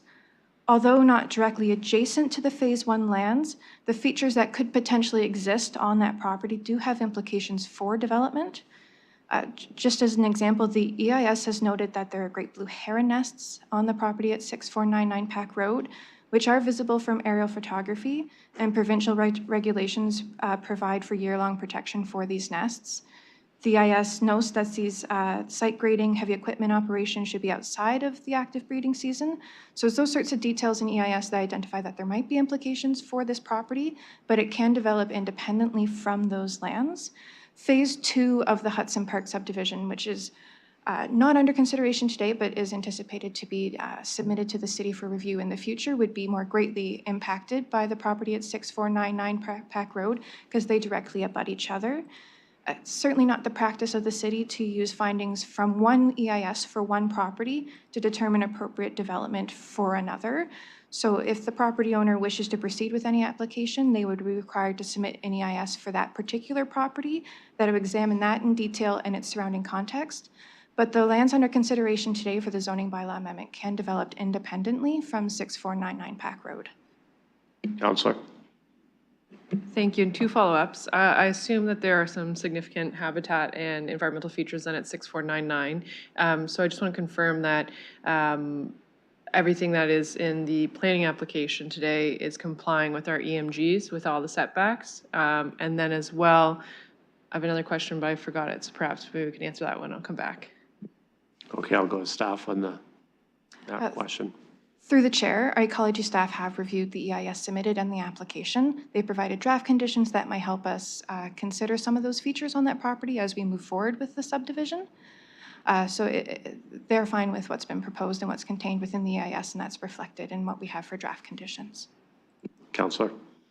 Thank you, and now I remember what I was going to ask. I did hear some reference about drainage and stormwater and making sure that overland flows are not being directed towards 6499 Pack Road, and just wanted to confirm that has been looked at and that wouldn't happen if this was to move forward. Go to staff. Through the chair, the stormwater strategy for the site consists of sending the minor stormwater flows to an outlet on Colonel Talbot, which is currently being constructed as part of the Colonel Talbot road project. Major flows are tributary to a future stormwater management facility on lands to the south. Counselor. Thank you. Those are my questions for now, but perhaps I'll let some of my colleagues have a chance. Okay. I'll look to other committee members or visiting counselors. Counselor Hopkins. Yeah, thank you, Mr. Chair, for recognizing me. I'm not on the committee, but I am the ward councillor, and I do have a couple questions based on the public participation. I want to thank the public for coming out. This is a draft plan of subdivision, so I know the request was to get more details. I wonder through you to staff what the process will look like going forward when zoning applications, or will there be zoning applications on this phase one? I know we're only here for phase one, not phase two, which is the phase just east of this property. But through you to staff, if you could just give the public the process going forward on getting further information on exactly what is going to be built. I'll go to staff. Through the chair, the specific plans for each of the medium density blocks aren't known at this time. The applicant has requested a number of zones that would permit a range of different types of residential housing forms on those particular blocks. And that allows the future property owner or future builder to respond to the market at that time in terms of what set of housing is needed or the public is interested in. So that provides some flexibility going forward for the builders and property owners. The more detailed aspects of the site, like traffic flow, ingress and egress from each of the blocks, is more appropriately assessed at a future site plan application when the building form and layout is known. So those details will be assessed through a future site plan application. Right now, we're looking at applying some zoning that would align with the draft plan of subdivision that's been submitted by the applicant. Counselor. Yeah, I think that's really important information for the public to have, so thank you for that. Is there an opportunity for the public to reach out specifically as it goes through a site plan process to have a better understanding how traffic patterns and the form, how that is going to go forward? Go to staff. Through the chair, to my understanding, there would not be a public process for those future site plan applications. Counselor. Yes.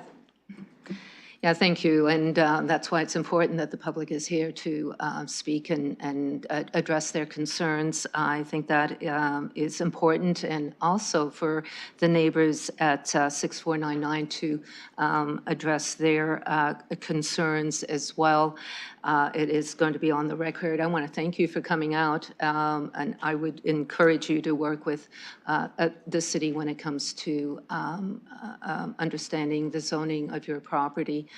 I do think that as we go forward, though, one of the things that is really important to understand with this application are the wetlands. Nothing will be done until those 3 wetlands are moved over. There is that channel that runs through this area.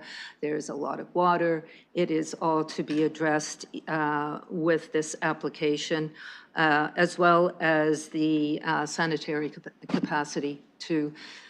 I want to thank the applicant in particular for being reasonable with the request for height, and maybe I'll just want to confirm the height. I know staff are recommending the 20-meter height. What is allowed is the 6 to 4 stories in this area, but I read in the report that the applicant was requesting 22 meters, so I just want to make sure we understand the height implications of this recommendation through you. Councillor, you want me to ask the applicant to confirm that? No, I'd like to just confirm. With staff? With staff that. Okay, we'll go with staff on that. I saw two numbers. I just want to confirm that it is the 20 meters that we are approving with the height. Okay, I'll go with staff. Through the chair, it is a maximum of 20 meters, which would be 6 stories. Some of the special provisions circulated had requested 22 meters, which is more in line with 7 stories. So staff spoke with Sifton. They agreed to bring that height down to 20 meters, which is more in line with the maximum of 6 stories. Councillor. Yeah. Thank you for that information. It's important that we sort of have a good indication. I want to thank the applicant for being reasonable as well in your request. The other question I have is, I'll speak to the recommendation, and the resident addressed some of the concerns about movement in this area. This is an area that was rural, and you can see it becoming urbanized right now. And in the recommendation, it does speak to the accessibility of sidewalks or how we move around. And I think that is a really important thing to note in the recommendation. And I would really encourage the committee to really understand those connectivities, because there's very little connectivity in this area when it comes to accessibility. And as we put in subdivisions, how we move around without having the use of cars, it becomes even more important that we do that connectivity. So I want to thank staff for putting that in the recommendation. I also want to, this is an area that is very much underutilized, and this is an opportunity to develop it. I appreciate going step by step. And maybe another question through you, Mr. Chair.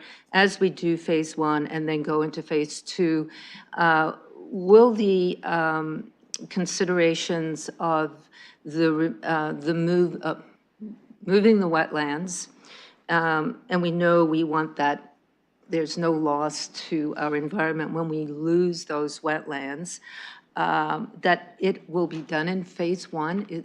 I just want to have a better understanding on what that process is going to look like going forward. Go with staff. Through the chair, as part of the draft plan of subdivision, we have put together a set of draft plan conditions that the applicant must satisfy prior to registering their subdivision.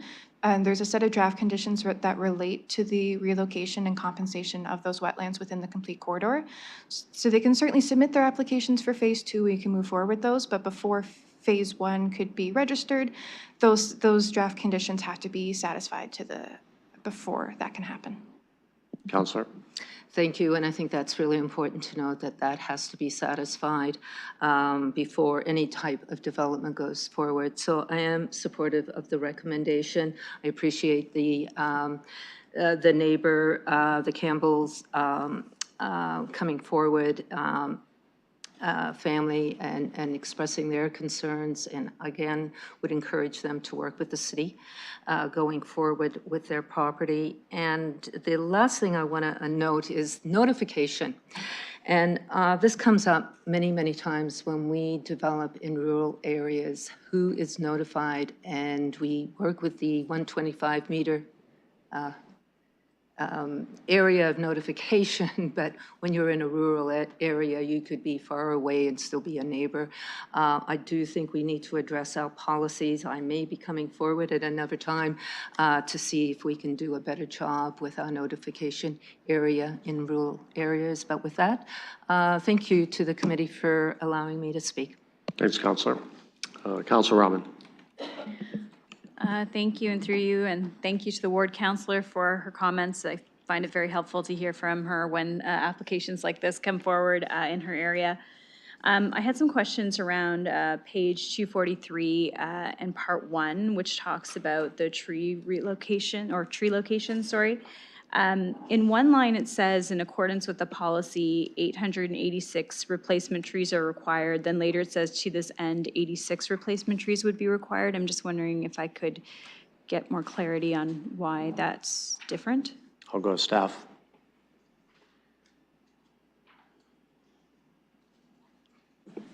Through the chair, the sections you're looking at are comments that we received from our partners for that. So as part of the implementation through the engineering review, those details will be determined, the exact number of trees, if they're removed, that will be replaced. So where there's a discrepancy in the trees, those will be confirmed through our engineering review process with more detailed review. Councillor. Oh, please go ahead, Ms. Neely. Thank you. Through the chair, we're dealing with a policy framework that under the London Plan that allows for up to, in terms of the difference in terms of the numbers. However, we're working with the tree protection bylaw, which has a specific number, and that's applicable in terms of one's a policy framework, which it provides guidance, and the other is more technical in nature. So we're working with the technical, and that's the difference. Councillor. Okay, so just to clarify, the technical difference and the policy difference is between 886 to 86. Staff. That's correct. One is, we'll say, more restrictive, and because one is a bylaw, we're working with the bylaw, which provides fewer trees. Councillor. Thank you. It's my hope that the developer sees this tree loss as significant as I do and wants to do more than that. Part 2 talks about the 90 trees that are considered to be boundary trees due to their proximity and the requirement to protect those boundary trees as per the bylaw, and that permission has to be granted from the neighboring landowners when boundary trees could be impacted. One of the things I'm trying to understand is notification for, and Councillor Hopkins just spoke about it, notification when an application is received versus when, for instance, boundary trees will be impacted. I think at the time that we know that there's going to be impacts to an adjacent property, I'm not saying that this is the exact property, but that there's going to be impacts to boundary trees, we provide notification, or it's up to the applicant at that point to notify about those boundary trees? Go to staff. Thank you for the question. Through the chair, it would be up to the applicant. It's a landowner to landowner. It's a private matter, but there is the obligation that they do connect with the neighboring property owner. Councillor. Thank you. And from what I've heard today, it sounds like there's a lot more work to be done in terms of ongoing conversations. And I appreciate that what's in front of us right now and some of the considerations that have been given, supportive of doing something with this property. And the fact that phase 1 has less implications to the surrounding neighbors, I think is good. But I am looking forward to receiving more details in the future. Thank you. Okay. Other comments, motions? Deputy Mayor Lewis. Thank you, Chair. I'm prepared to move the staff recommendation. Thank you. I'll look for a seconder. Councillor Rahman seconds. Please go ahead. Thank you, Chair, and through you, I'm just going to take the opportunity to offer a couple of brief comments. First of all, appreciate the consideration that's been given within phase one, the setting aside of school block at this time, the inclusion on block 18 of some park space, these medium density blocks, obviously we don't know the built form yet.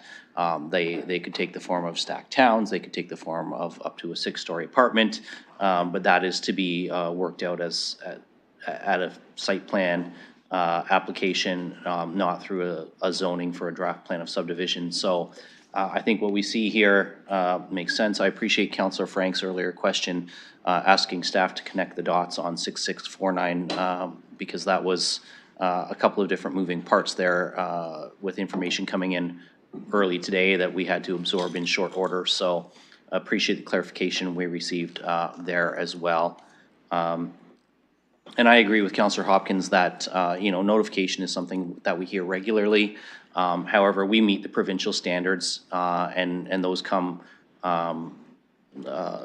pretty standard. And if we start changing the notification zones for particular areas, then we are potentially changing them for all and not at an insignificant cost. So I'm quite comfortable with the notifications being at the provincial standards that are required of us. For those reasons, I'm quite happy to move the staff recommendation. I do appreciate Councillor Hopkins as the ward councillor joining us, just as I appreciated Councillor Cuddy earlier. It's always helpful to hear the ward councillor perspectives. Thank you. Thank you. Further comments from committee members, visiting councillors? Seeing none, we have a motion moved and seconded. I'll call the vote.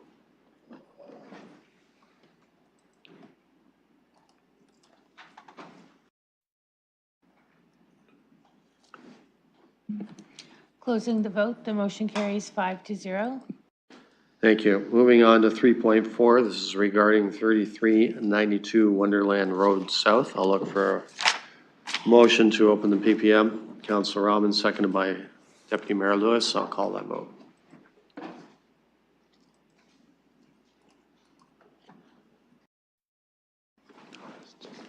Closing the vote, the motion carries 5-0. Any technical questions for staff at this time? Seeing none, I'll look for the applicant. Please, sir, I see you're at the mic. Give us your name and you have 5 minutes. Mr. Chair, Mike Davis here with Civic Planning and Design. I'll be super quick with my comments today. We're here representing our client, Old Oak Properties, who the owner of this property on Wonderland Road South.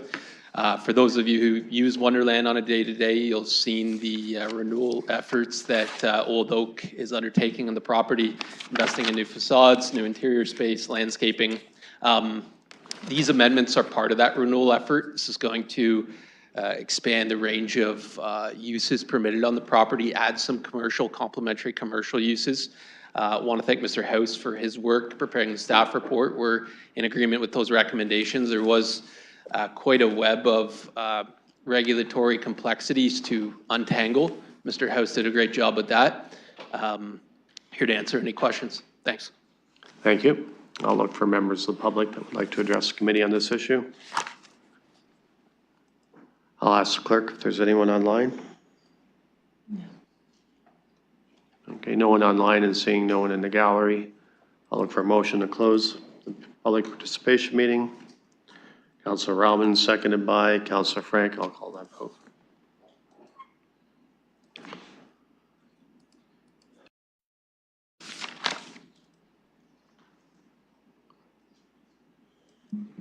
Closing the vote, the motion carries 5-0. Thank you. I'll put it on the floor now for committee members. Deputy Mayor Lewis. I'm prepared to move the staff recommendation on this. Can I get a seconder, please? Councillor Frank has seconded. Any comments or questions? Seeing none, I'll call the vote.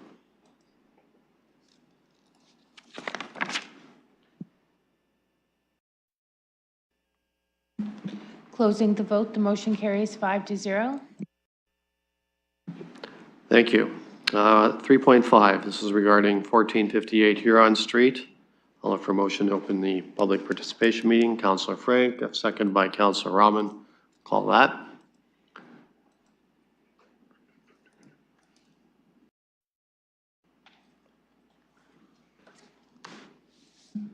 Closing the vote, the motion carries 5-0. Technical questions for staff at this time? Seeing none, I'll go to the applicant. Please, sir, give us your name and you have 5 minutes. Good afternoon. My name is Keane McAllister. I'm a planner with Zelenka Preamble. I'm also here with my colleague, Matt Campbell. We are here on behalf of Omni Developments for the zoning bylaw amendment application at 1458 Huron Street. I'd like to thank the committee today for the opportunity to speak to this proposal and to staff for the positive recommendation regarding this proposal. We are in agreement with the bylaw and the recommendation for the heritage designation. And we'll leave it open to any questions you may have for me. Thank you. I'll look to any members of the public that would like to address the committee. What is it you do for them? What is it you do? Madam? Yeah, just a minute, please. I'll go to this gentleman first. I saw him up and then I can go to you. Please, sir, give us your name and you have 5 minutes. My name is Jack Ferrari. I live at 1242 Basswood Road, which is right next door to the development. I found it very, this came to my attention a month or two ago. It's very hard to know how to respond to it because there's been absolutely no rationale that I can see for this particular proposal. 22 units, 23 parking spaces. Off the top of my head, that sounds like an unlikely way to plan something. I don't know if the traffic patterns have been looked at. I don't know if the effect on Huron Street has been looked at. The subdivision we live in, it doesn't get the snow cleaned out of it very, very well in the winter, so this is going to probably make it a lot worse. But I mean, that's a secondary thing. The main thing is the general effect on the traffic and the parking along Huron. There's already problems with parking at St. Anne's Church, at people dropping off their kids. There's going to be that development at St. Andrew's Church just down the road. And now there's going to be another 22 units with 23 parking spaces plunked next door to me. And I don't know why. I haven't been given any rhyme or reason to it. What else can I say? I mean, it's sometimes sitting listening to this, it sounds like you have to argue against motherhood because who cannot be in favor of lots of cheap housing? Well, yeah, but you have to look at how it affects the existing neighborhood, the traffic patterns, I'm repeating myself, accessibility, a number of things like that. So I hope we start to get some rationale. Why 22 units with 23 parking spaces? What would happen if, for instance, if it were 12 units with 18 parking spaces? And can somebody work the numbers out for me? That's about it. I thank you for your attention. Okay, thank you. I'll look for another speaker. Please, ma'am, give us your name. You have 5 minutes. Hi, I'm Natalia. We live in the neighborhood and support this development of 1458 Huron Street. There is a housing crisis and infill needs to continue to happen in our city. We have housing scarcity where housing is inflated in price and also desperately rare. The people who are trying to get basic housing products are struggling financially. We have trapped ourselves, and in order to get out of the trap, we need to build within our cities instead of spreading out. By investing in density, we get taxes that support local quality of life in our neighborhoods. A shift to local ownership means that the wealth is being built here, and there's more collaboration here as well. What I ask of you is to be mindful of active transportation methods that are safe. Cars don't live in the homes, it's people. The end users are people of all walks of life who have different needs. My concern is, when you're talking about affordability, what is the dollar value of these homes? Thank you for your time. Thank you. I'll look for the next speaker.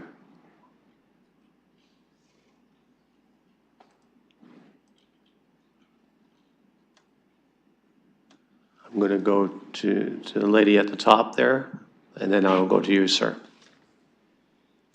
Hi, my name is Lynn Glad, and my husband and I are original owners in that community. There are a number of us that are left there that have been there all this time. The current owners of the property didn't do anything to the property for the first few months that they owned it. And then they proceeded to cut down 4 or 5 50-year-old trees. And for the next 2 weeks, at least, our whole neighborhood could hear all the squirrels and the birds chirping and ruckusing about where's our home and where do we go. So whose homes are we talking about? The Heritage Home has been broken into a number of times, and the police have been called. One intruder climbed into our neighbor's backyard and was bleeding and refused a 911 call and was obviously on drugs. The owner did nothing to the property until recently. They started to cut the grass more periodically. Now they want to build 22 homes, where the deal was when we bought our home 35 years ago, and we sit right kitty corner to that property. The deal was the farmer's grandson, who took over the farmhouse, was allowed to build 3 or 4 houses on that property, depending on the size of those individual units. Now you want to put 22 stacked pencil boxes in our backyards. Our community has been built with the appropriate subsidized housing and townhouses. There are residential high-rises, row houses, and single-family homes going up all around us. But the real kicker is, where are all the visitors and friends and family going to park, and the second-family vehicles? Every weekend, Redwood Lane is already packed with vehicles parked on both sides.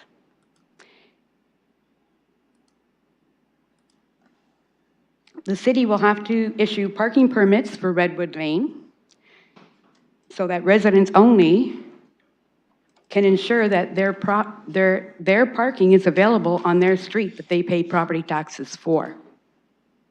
And it's based on the value of their home, as you well know.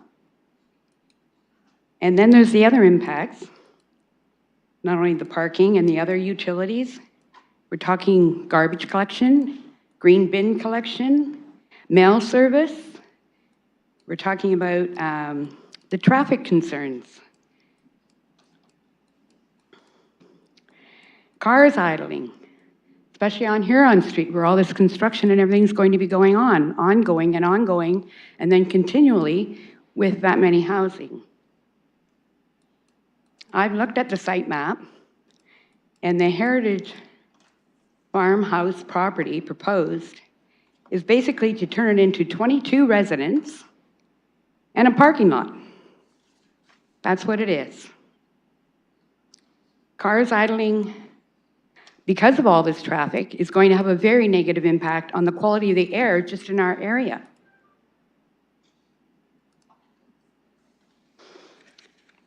So aside from where everybody's going to park and all of those issues, sorry, I had to write this coming down here because I was working out of town. And we were lucky enough to have a rain day, but the construction and the flooding delayed us getting here, so we were late. But the negative impact on the longstanding community to the end of time isn't really worth it. From what I can see, the quality of our lives, that of our children and our grandchildren, is going to be so negatively impacted. And this is not why we bought our home there. We bought our home there so we could have a dwelling where we're safe, and we know what's going on, and we know the people around us. You want to dump all these people in our backyard when we already have multiple housing units all around us, including what the college has built, what's being built down across from Oxbury Mall, the proposal here by the church. And I feel that there needs to be a lot of community input and availability to know exactly how this is going to impact us, because you're asking to put 22 units coming onto a street 30 where seconds. we already have 22 or 23 houses. You're going to double the traffic on our street. Not to mention the cul-de-sacs at the end, and we're the only way out. So you're routing all that traffic right in front of our door. Thank you for your time. Thank you. I'll look for the next speaker.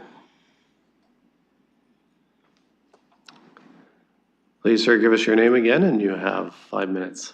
Should we use what I had before, or do I do it again? Why don't you just start from the beginning so we can kind of get it in context? All right, sorry about that previously. Yeah. Hello, everyone. I'm Ben Durham. My fiance and I live in Huron Heights, fairly close to 1458 Huron Street.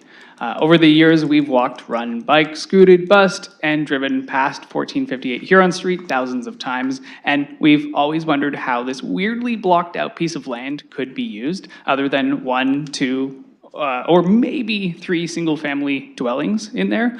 And over on what is planned to be the main driveway for the complex on Redwood Lane, we have even tried to figure out if it would be possible to make that narrow strip into a coffee shop or something like that. But 22 residential units? Yes, please. Density is the solution to cities hemorrhaging money. It's the solution to keeping property taxes from spiking by high percentage points like recently. Density along major transit corridors like Huron Street allow for transit to thrive, providing a viable and efficient way to move around the City of London, because density also makes places more walkable, bikeable, and navigatable around outside of personal vehicles, which reduces traffic congestion. So I want to take a moment to say that this type of infill development needs to continue. Staff have clearly thought through so many things when putting this report together. Will there be questions or concerns, like today even? Of course. We ourselves even sent off a bunch of questions last month to Brent House, who is the planner who prepared the report for the Planning and Environment Committee. But let's not make perfect the enemy of the good. This is a great step forward. So 2 small requests, though. At the proposed main driveway in and out of the complex, I would love to see narrow traffic calmed driveway and a raised sidewalk so that the drivers are forced by design to approach the high trafficked sidewalk on Redwood Lane slowly and carefully.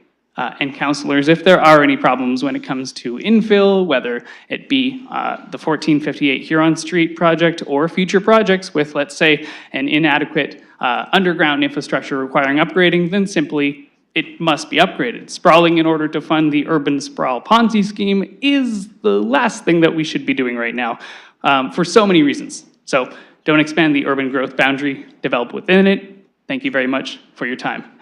Thank you. I'll go to you, madam. If you can give us your name, and you have 5 minutes. I'm Linda Ferrari. I live at 1242 Basswood Road, and our property backs onto this proposed development. I would like to say 2 main things. One is I object to the density of this proposal. 22 units on less than an acre seems quite unreasonable. The units are very small. We haven't been given any information as to how they will be operated, whether they'll be rental units or condo units or what. We have no idea about that. But we do know that there's only 23 parking spots, only 1 handicapped, which also seems rather low in my opinion in this day and age. The traffic pattern onto Redwood is terrible. It's so unfortunate for those people who live on that street. It also bisects the walkways to the park area. So to put more traffic into that area just seems quite unreasonable to me. Thank you. Thank you. And I believe there's someone online. I'll ask the clerk. Reggie? Please go ahead. You have 5 minutes. Hello there. My name is Reggie Tembo, and I live at 35 Redwood Lane, which is a property adjacent to 1458 Huron. Overall, this application will bring a welcome development and a higher use of land, as this lot is often an eyesore with broken fence sections, overgrown vegetation, and general neglect. My concern and most of my neighbors' concerns are around the traffic and parking provision. The report and site plan don't indicate provision of any visitor or overflow parking, which points to an increase in street parking on an inner neighborhood road that is already under tremendous strain. We have 6 licensed rental units on Redwood Lane. That path often between Redwood Lane and Basswood Road, where this development's traffic will be funneled to, is often reduced to a single lane access way, simply because of the street parking overutilization. The report to the committee dated July 16, 2024 references the London Plan 1577-1579, number 6.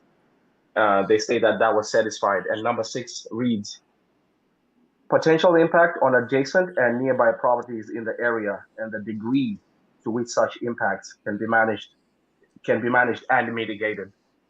My first question is to get clarity on how the impact of visitor or parking overflow to the neighborhood as a result of a 22-unit development will be managed or mitigated.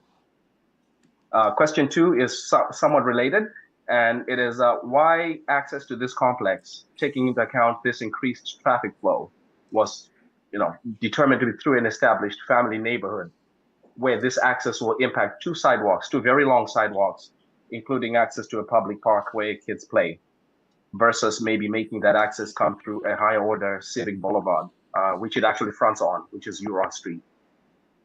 And lastly, are there any assurances that can be provided to the 10 properties adjacent to this lot that during and post-construction, surface overflow will be managed to prevent flooding of our backyards and basements? 27 trees will be coming down for this development, which I would imagine will increase the accumulation rate of stormwater, never mind the open ground that will be lost and replaced by the buildings. So my ask to council will be maybe to defer to the developer before a decision is made, just for them to reconsider the access to the complex or the number of units proposed relative to the parking spaces available. Because honestly, 22 units and 23 parking spots for this specific lot and its layout is overkill. The housing crisis needs to be addressed by increasing the number of units, period. That's a given. But I don't think it should be done like horses in a horse race, just wearing blinkers and only focused on the finish line. There are other things on the side we need to keep an eye on as well, as I outlined. Thank you for your time. Thank you. I'll look for other speakers. I don't see anyone in the gallery. I'll ask the clerk if there's anyone else online. I'll look for a motion to close the public participation meeting. Councillor Robbins, seconded by Deputy Mayor Lewis. I'll call the vote.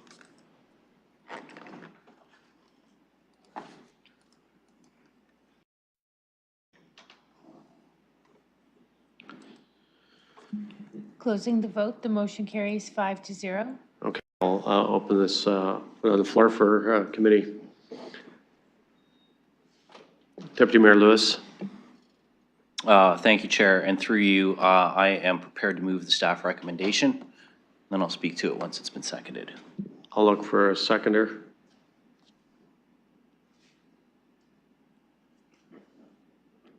Councillor Frank seconds. Did you want to speak to it, Deputy Mayor? Please go ahead.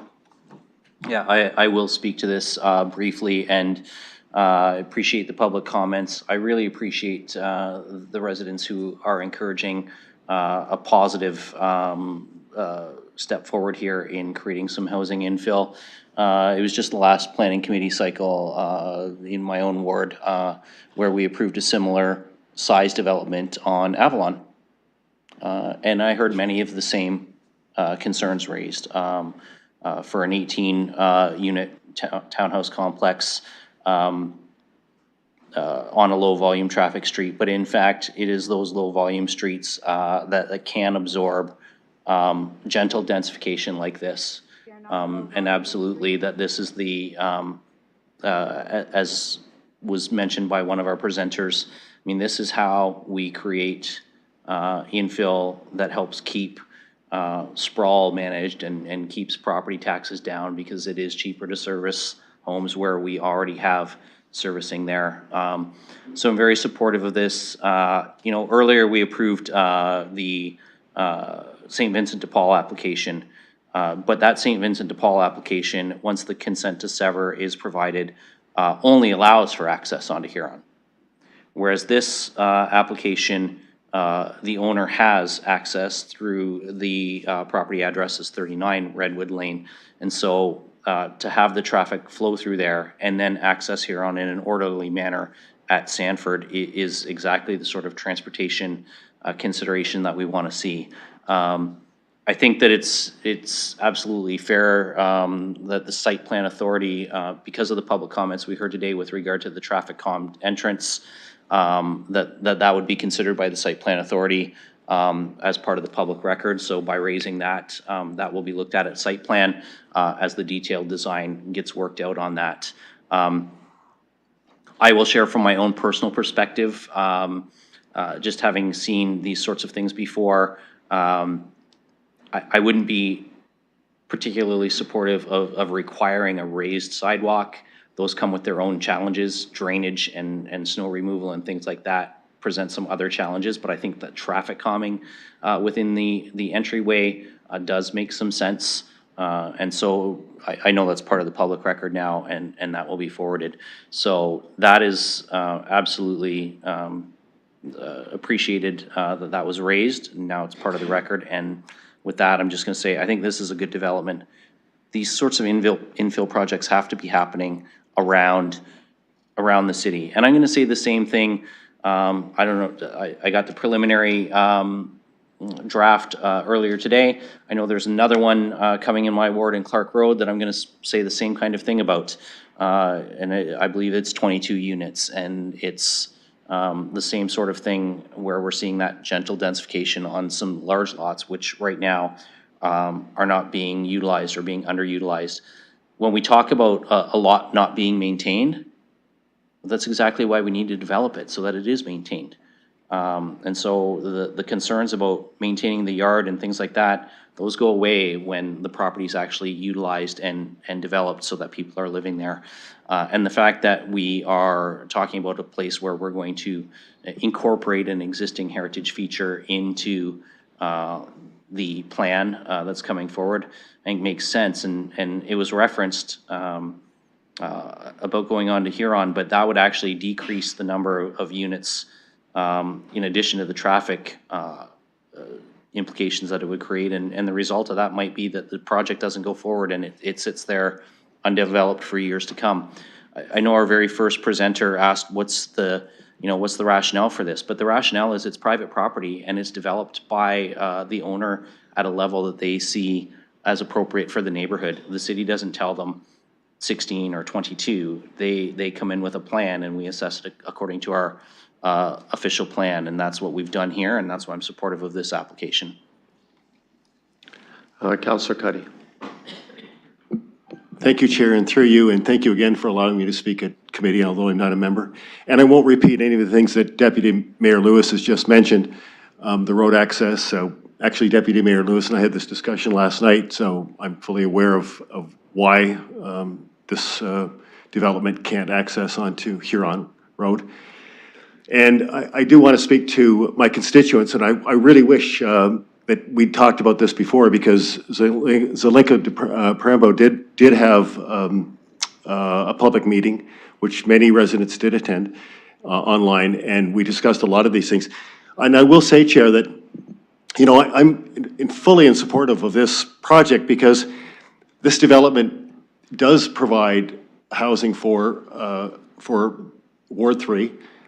Badly needed housing, but it's also a nice development. It's well prepared and well thought out. And Chair, I will say that when I was canvassing and campaigning during the last election, many residents on Basswood and Redwood Lane said to me, Peter, if you're elected, please do something about the Heritage Farmhouse because it's derelict right now and it's going to be torn down. Someone's going to set it on fire. And the developer, the applicant wasn't required to do anything to that house. He probably could have applied for a demolition permit. But instead, Chair, he's developing this property and it's going to be great. It's going to be really, really nice. And you know, I appeal to the residents to think about this, what's going to happen to the house. It's going to be redeveloped. But finally, and I will reference what Deputy Mayor Lewis said, you know, we are seeing more developments in our East End wards, in Ward 2, Ward 1, and Ward 3, and Ward 4. Because land is available, infill land is available, it's cheaper, and we need it. We really need the developments. I am supportive of this. I am sorry that the access is off of Redwood and not on to Huron. It's not possible. It can't be done. But I do support this, and I will be supporting it, Council. Thank you. Thank you. Any other comments or questions? Deputy Mayor Lewis. Thank you, Chair, for recognizing me again. I know I didn't use my full 5 minutes, and it did occur to me that one thing that was raised by members of the public, and I think was important to loop back on, and sorry, Councillor Cuddy, I'm going to create some more work for you, but if there's concerns about volume of on-street parking, local parking regulations can be amended by residents if they petition and if through a neighborhood vote process they support changes to on-street parking regulations. So if the residents want to see parking restricted to one side of the street or something to that effect, they can do so. But I will say in the City of London, the on-street parking is a first come, first serve for anyone. It's not the right of the homeowner to have a guest park in front of their home. Guests come and go as they will through the day, and those public parking spaces, which is what they are, they're public right of way.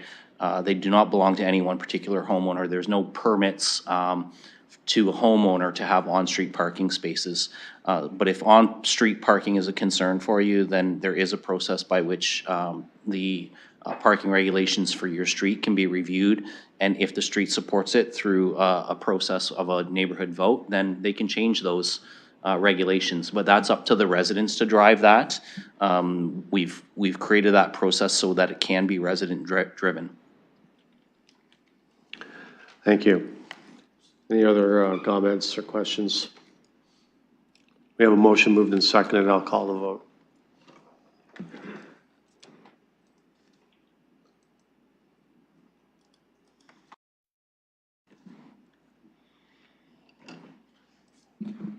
Closing the vote, the motion carries 5-0. Okay, moving on to 3.6. This is regarding 1105 Wellington Road. I'll look for a motion to open the public participation meeting. Deputy Mayor Lewis, seconded by Councillor Robin. I'll call the vote.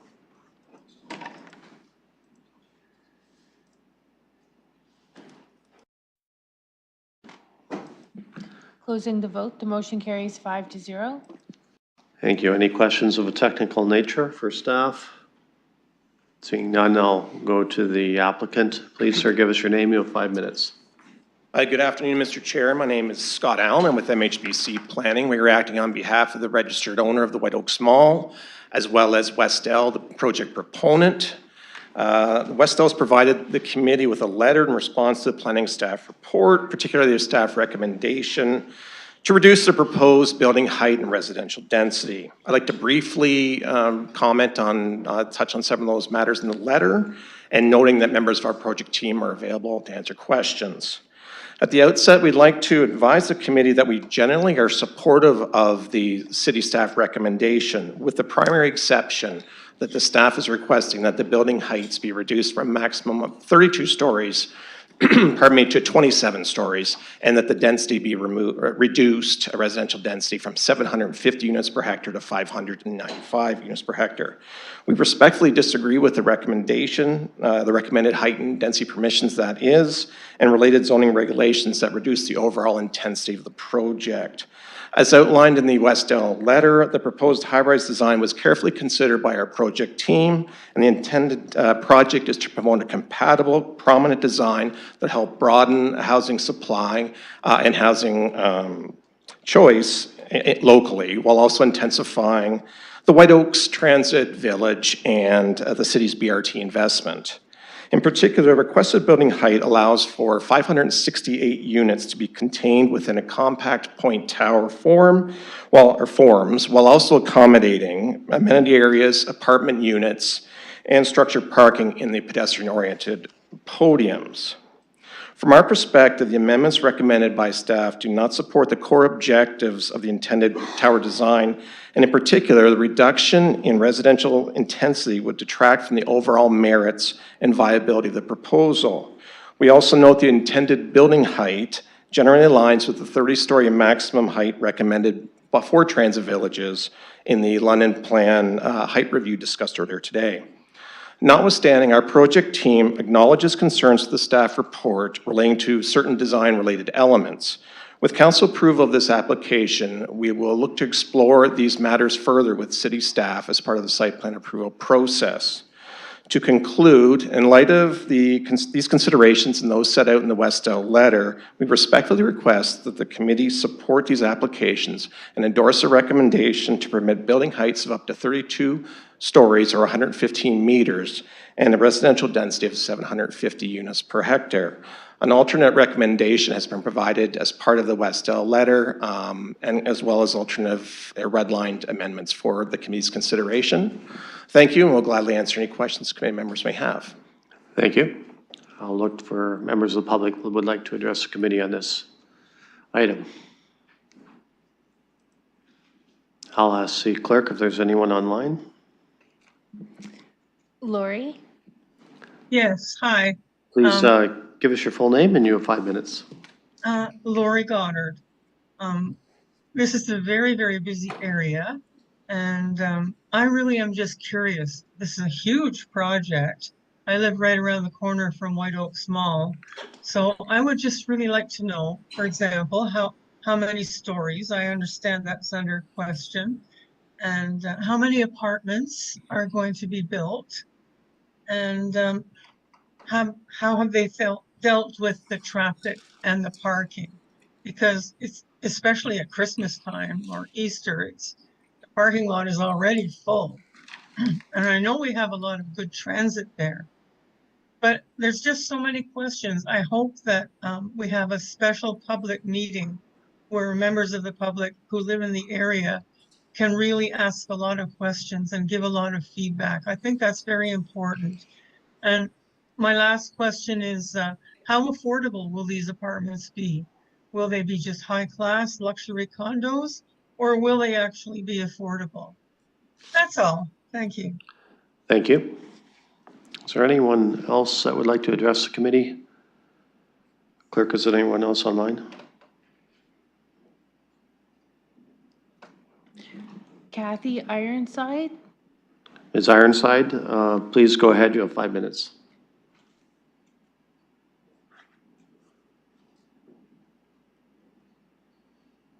She's not unmuted. Can you unmute?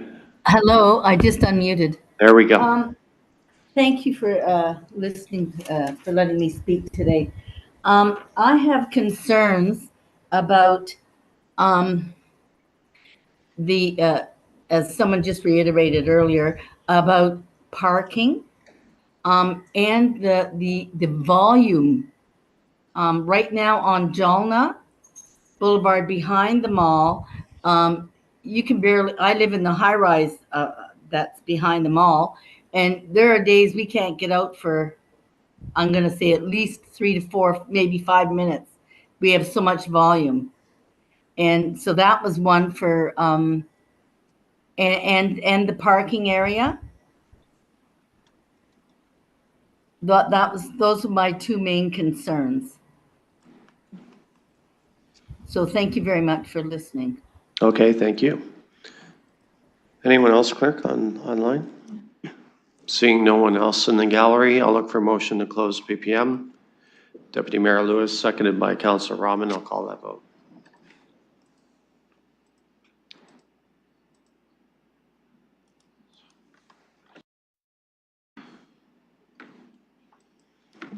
Closing the vote, the motion carries 5-0.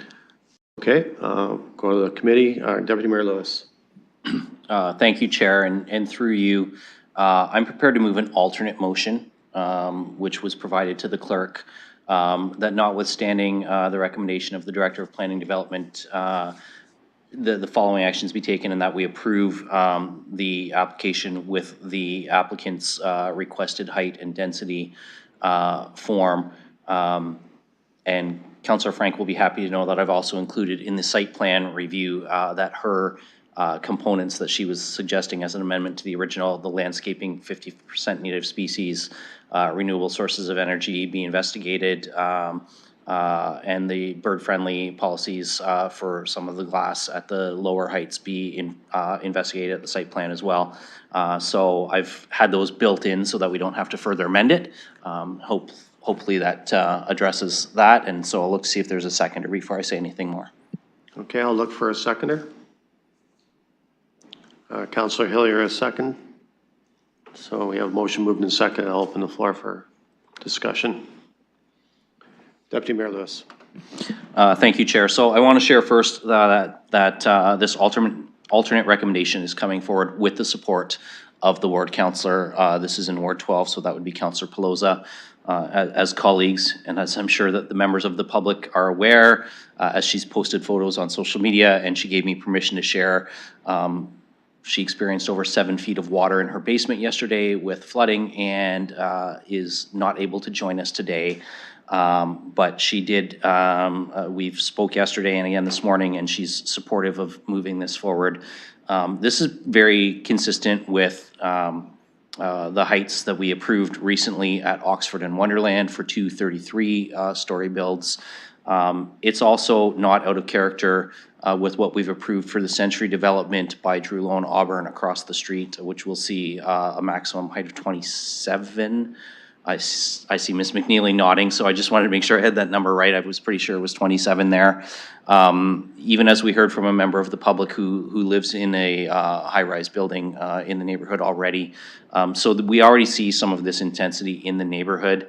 And so it's not going to be out of place with what is there and what is contemplated across the street for the Century development as well. So for those reasons, I am supportive of moving this forward. This is a transit village place type. As we discussed in the consent agenda, you know, the heights review does envision the transit village place type as getting to 30 stories. As of the fall, this is 32. As I said, the Oxford and Wonderland was 33. So this is in general alignment with those perceived heights. And I am, with that, I'll just wrap up my comments there and say I do believe in terms of a transportation impact, obviously the builders will be providing parking for the residents of these buildings. But from a traffic perspective, when residents of residential towers have the amenities right there in the neighborhood, when they can literally go downstairs to the bottom of their building and visit stores in White Oaks Mall to get their needs met, or across the street to get their needs met with food, with amenities, entertainment, those kind of things. You know, there's a Walmart, there's a Canadian Tire. Well, it's closed right now. There's an LCBO across the road. There's all of those things that people in their daily lives need to visit, but these folks will be able to walk to those because it will be right there at their corner, so they won't have to drive. And that's a good opportunity for us to see this kind of infill happening. Thank you. I'll look to other committee members or visiting councillors. I could ask the Deputy Mayor, Vice Chair to take the chair. I will take the chair, and I have no speakers on the list. I see Councillor Lehman. Thank you. Yeah, this is just to follow up on those comments. When I supported the Wellington Gateway Rapid Transit, this is what I had in mind. We saw that a while back with the Drew Auburn project, and I'm fully supportive of this motion and the higher density it provides. This is the type of development that we've been talking about. It's walkability. We heard traffic concerns. Well, I'm hoping there's a lot of folks here that will not need a car they'll be able to get downtown, jump on the Wellington Gateway leg and get down to work or shop or go to a Knights game or go shopping, you know, in the mall that's right near the other commercial businesses that are close by. I'm excited about this, and I can't wait to see that leg get finished and that its development gets done, and to see what's been talked about for so many years actually put to use. So I will support this. Thank you, Vice Chair. Thank you, Councillor Lehman. I will return the chair to you, and I have no one else on the speakers list at this time. Thank you, and I'll look around again for any other comments. Councillor Rahman. Thank you. I'll keep my comments brief, but I'm supportive based on the fact that this is in where we've designated transit in a transit corridor. And so what I think is important is as we continue these discussions and around height and increasing heights in certain areas, I'll be supportive where it makes sense to do so because we have adequate transit or have planned for that. But where we're still lacking, I think that we still need to consider the perspective of those that are living in the area that are seeing increased traffic volumes and are seeing that those are not going to be addressed in the short nor medium term at this point. So supportive of where we are going with this. Thank you. Thank you. Any other comments or questions before I call the vote? We have a motion moved and seconded. So I'll call the vote.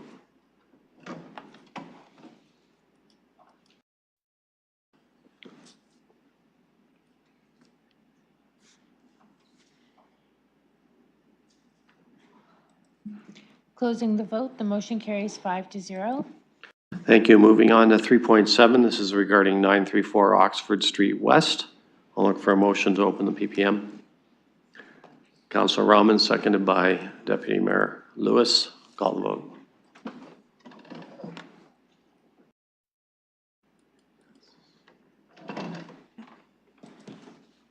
Closing the vote, the motion carries 5-0. Thank you. Any questions of a technical nature for staff? Seeing none, I'll look for the applicant. I'd like to address the committee. Hi, good afternoon. Please, sir, give us your name. You have 5 minutes. Yeah, my name is Ali Youssef. I'd like to take a moment to express my strong support for the committee's positive recommendation on the rezoning application for 934 Oxford Street West. The proposed rezoning is a significant step forward for our community, aligning perfectly with our goals for sustainable development and responsible urban planning and aligning with the official London plan. This change will allow me to make more effective use of the space, fostering economic growth and creating new opportunities for businesses, residents alike. Importantly, it addresses the pressing need for housing in London, ensuring that we can accommodate our growing population. Oxford Street West is a main artery in our city, well serviced by public transportation. Intensification along this road is not only logical, but also beneficial, promoting efficient land use and supporting transit-oriented development. This will enhance accessibility and connectivity, further improving the overall quality of life in the area. Additionally, the civil engineering study confirms that the services are well adequate to support intensification along Oxford Street West, ensuring that the infrastructure can sustain the proposed development without any issues. I want to commend the committee for its thorough review and thoughtful consideration of this application. Your dedication to balanced and forward-thinking urban planning is evident and deeply appreciated. Thank you very much. Thank you. Now I'll look for members of the public that would like to address the committee.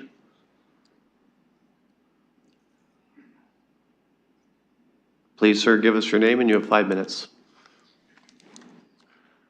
Thanks very much. Marty Smy.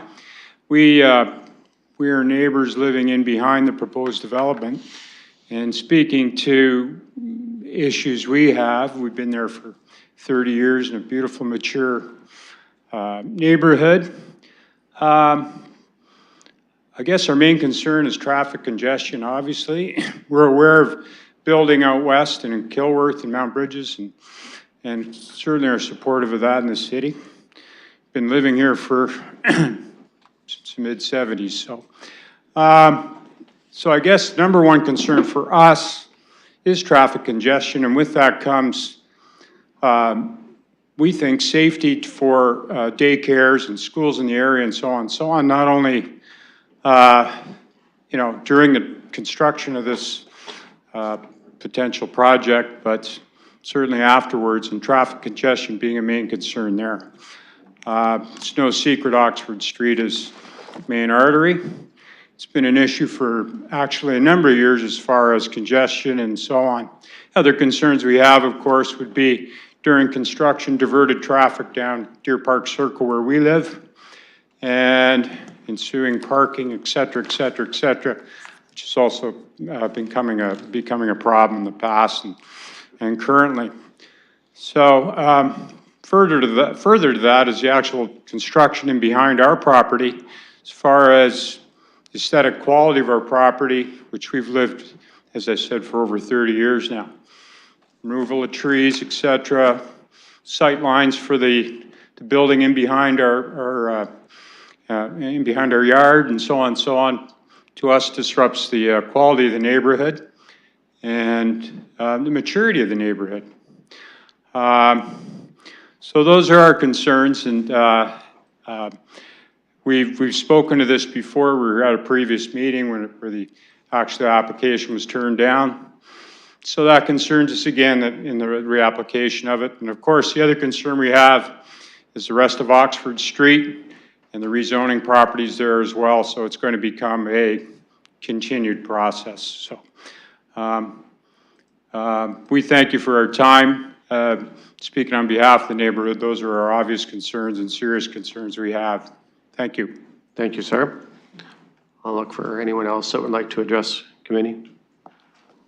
Please, sir, give us your name and you have 5 minutes.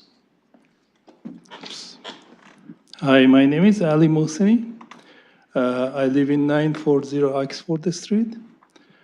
I would like to let you know that if we prevent for development, our community will not grow up. We have to let them to come to develop, because not all, most of houses in that area are old, and old houses usually has mold and people get cancer, something like that. Usually, developer doesn't come to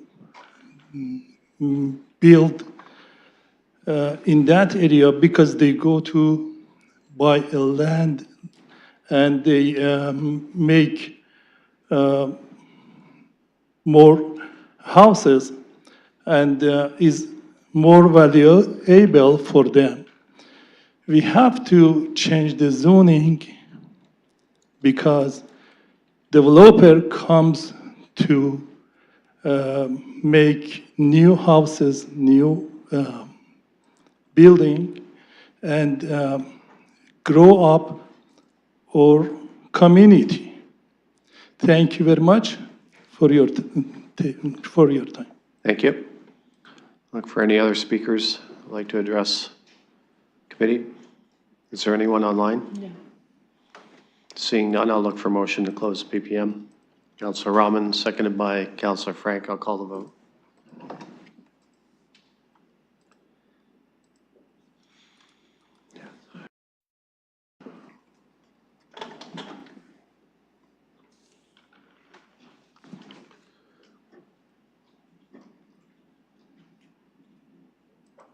Closing the vote, the motion carries 5-1, or sorry, 5-0.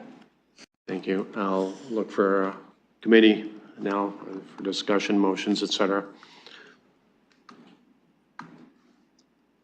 Councillor Frank? Thank you. I'll move the staff recommendation. A seconder. Councillor Rahman. A motion moved and seconded. Any discussion? I'll ask the vice chair to take the chair. I will take the chair. Thank you. I understand what you're saying. It's my ward, and you're right about all those concerns. There is going to be more traffic on Oxford. It's coming in from the west, and there'll be more, I imagine more of these type of developments along that major arterial road. I understand the impact and the properties behind it. I was worried that this was going to be a higher development. Thank the developer for bringing it down. I think it was 3.5 and got down to 3, so that's great. Thank you. The 8 units alone will not have impact on traffic, but you multiply that by the number. I don't know what's coming down, but I'm certain that there will be others for sure. I'm very aware of the height of these buildings because of the closeness to the residential backyards. For example, your property and others of your neighbors, et cetera, and all the way down to Oxford in Oak Ridge there for sure. However, I have to weigh that against, what we're faced here with housing and higher intensification. As London grows from a smaller town of less than 300,000 to a town of 500,000, this is going to happen along our major arteries. So I will support this as I've supported others in other areas of the city. It would be hypocritical of me not to, but I will do what I can to really monitor the impact. Along Oxford, there's a concern because we're looking at expanding the bridge to bring more traffic in from the west end, which I think has to be a discussion point, a master mobility plan, as well as other traffic on Wonderland and Oxford all the way through. I think with the development that we're seeing, it's of high concern here at this council. That's my end of my comments there. Thank you, Mr. Chair. I will return the chair for you, just asking for a point of clarification that you meant city, not town. Did I say town? City. Thank you for another correction to my chairing. So I'll look for any other further comments or questions. We have a motion moved and seconded, and I'll call the vote.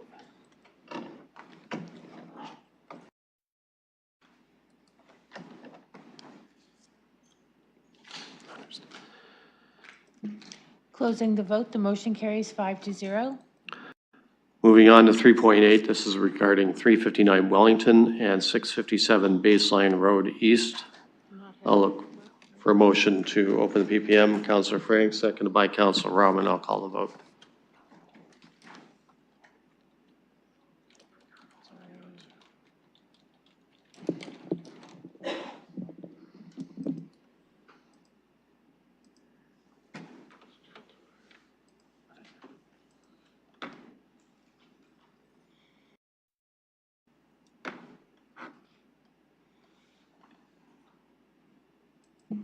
Closing the vote, the motion carries 5-0.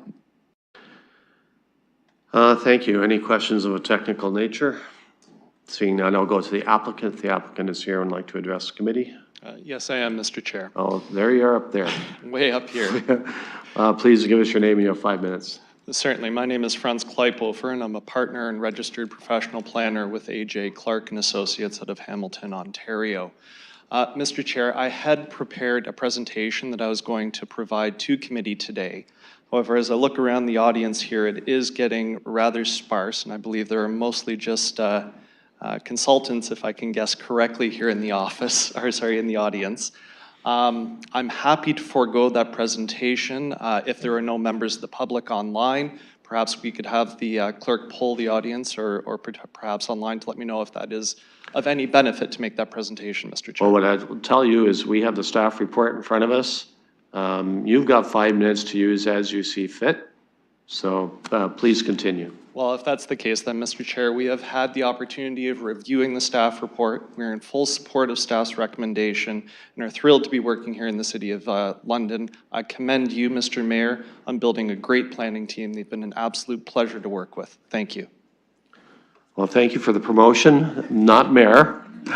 Oh, sorry. If I was mayor, I wouldn't call the city a town. So.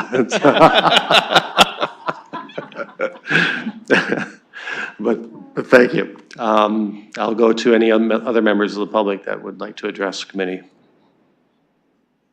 Are there anyone online? Jean Herbert. Of course. Hello there. Ms. Herbert, you have 5 minutes. Please go ahead. Okay, thank you. My name's Jean Herbert. Thanks for letting me speak. I know there would have been a couple other speak, but unfortunately they're at work and not able to. So my family has owned a family home on High Street, almost at the corner of High and Baseline, since 1962. And I've put down some of their thoughts together. We have concerns, huge concerns about the height and size of the two buildings. They are absolutely not in keeping with the size of the buildings in the neighborhood.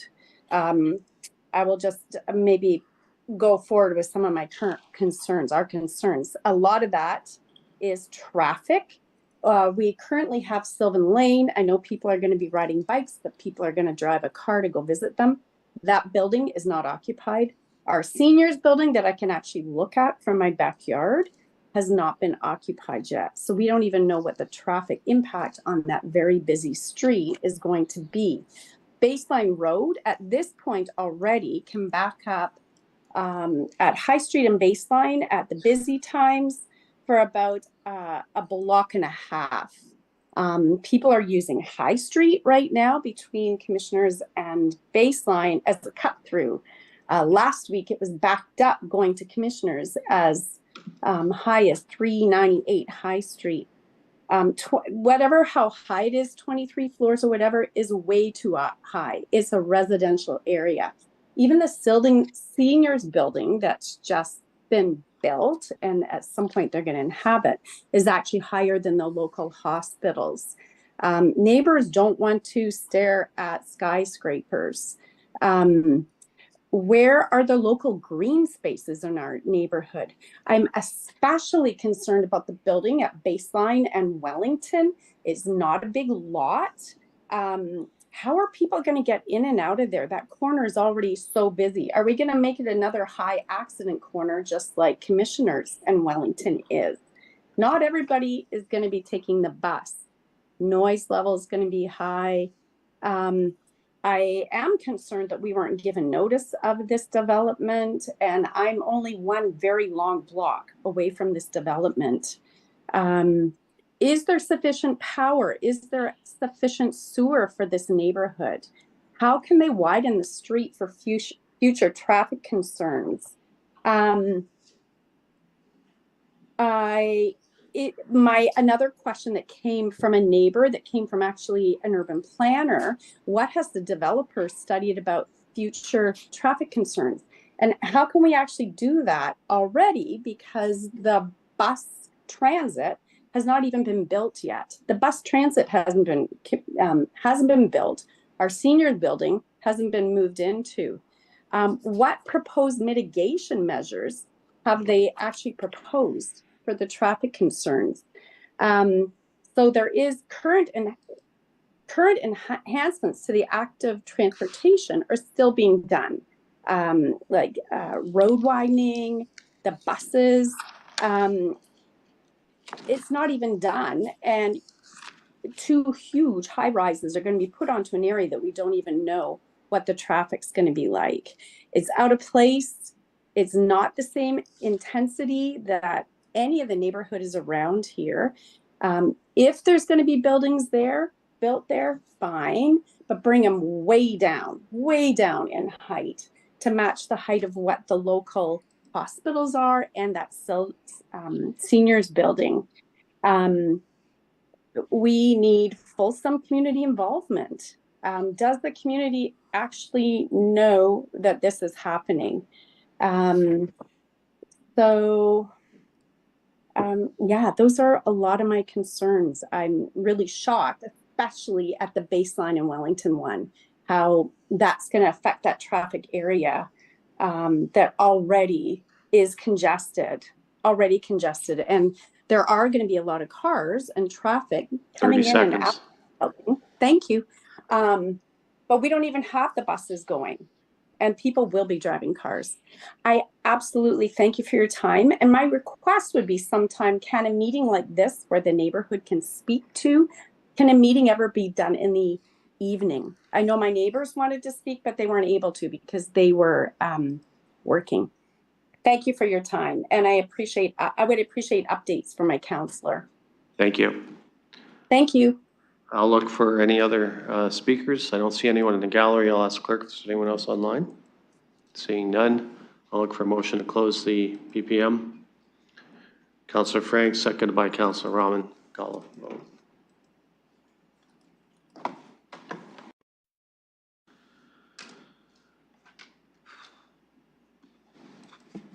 Closing the vote, the motion carries 5-0. Okay, I'll put this item on the floor for committee. Councillor Frank. Thank you. Yes, I would like to put the staff motion onto the floor and move that, and I can speak to it if there's a seconder. Okay, I'll look for a seconder. Deputy Mayor Lewis seconds. Go ahead, Thank you. Councillor. Yes, thank you. So as the ward councillor, I have had numerous conversations with both the applicant as well as members of the community. Some of those communications were included in the package, but I've also received emails and phone calls. And it's a bit of a mixed bag, so I think there are a lot of people who are excited to see people looking to develop along the rapid transit corridors. Again, as was mentioned, this area will be part of the Wellington Gateway project, and so there will be actually a rapid transit stop right at Baseline and Wellington. As well, it's close to the hospital, it's close to commercial opportunities, so there was a lot of communication regarding that. And then, as we heard as well, there was some concerns regarding height and density and the amount of cars. And so overall, I think, though, that this application from the applicants, they have tried to address some of those concerns, and my understanding is that they understand that they do need to have the required bicycle parking as recommended by staff. I'd also like to highlight that the applicant is willing to engage in discussions about having 3 affordable housing units within this building, as well as looking at a variety of different green infrastructure enhancements onto the building as well. So such things as air source heat pumps and renewable sources of energy, and including 50% native species. So trying to address some of those green concerns that were coming from residents. So I'll be supporting this application, including having the staff recommended bicycle parking amounts. And yeah, happy to see what other people's discussions are on that. Thank you. I'll look for other speakers.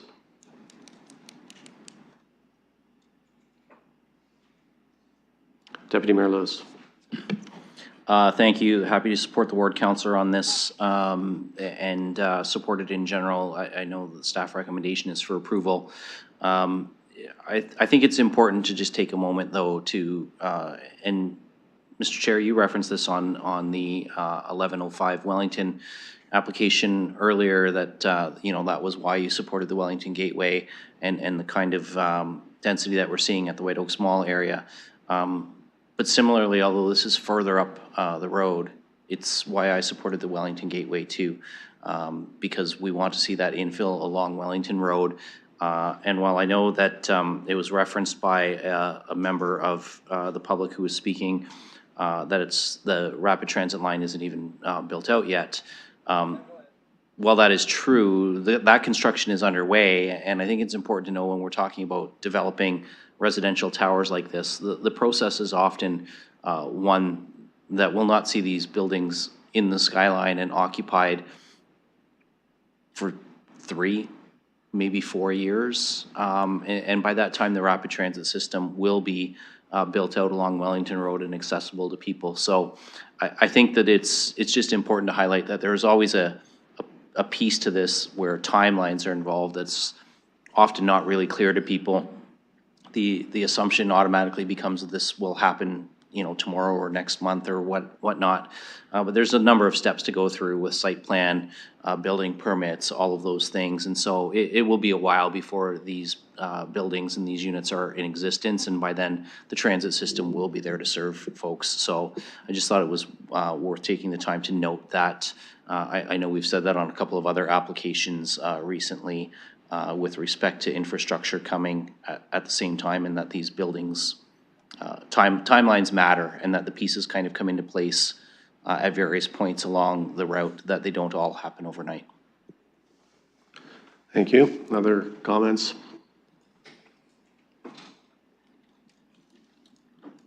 Seeing none, we have a motion moved in second. I'll call the vote.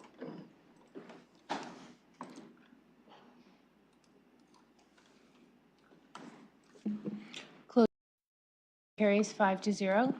Okay, 3.9, this is regarding 1725 and 1737 Richmond Street. I'll look for motion to open the PPM. Councillor Rahman, second by Councillor Frank. I'll call that vote.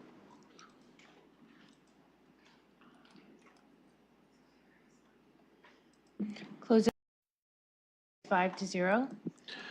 Any questions of a technical nature for staff? None, I'll go to the applicant. Please give us your name and you have 5 minutes. Good afternoon, Mr. Chair and members of the committee. My name is Laura Jameson. I am a planner with Zelenka Preamble here on behalf of the applicant, Westdale Development Corporation, to discuss the zoning bylaw amendment before you. First and foremost, we would like to thank staff for their work on this project to date. I would like to note that we are in support of the recommended alternative bylaw as proposed by city staff for approval today. The subject lands are located at a key intersection in the city where development proposals are encouraged to be high-rise, mixed-use buildings to contribute to a transit-oriented and walkable neighborhood. This proposal will provide 2 towers, one of 22 stories and one of 20 stories, both with ground floor commercial spaces, podium parking, and generously sized outdoor terraces to create a pedestrian-oriented community with access to a variety of uses and amenities nearby. Overall, the height and intensity of the development, containing a total of 337 residential units, is appropriate given the direct and convenient access to transit and nearby uses including grocery stores, recreation, and entertainment facilities. This proposal meets the goals and intentions of the Transit Village policies of the London Plan and the Masonville Secondary Plan policies by providing a high-rise, mixed-use development in place of single-story commercial buildings in a plaza with abundant surface parking.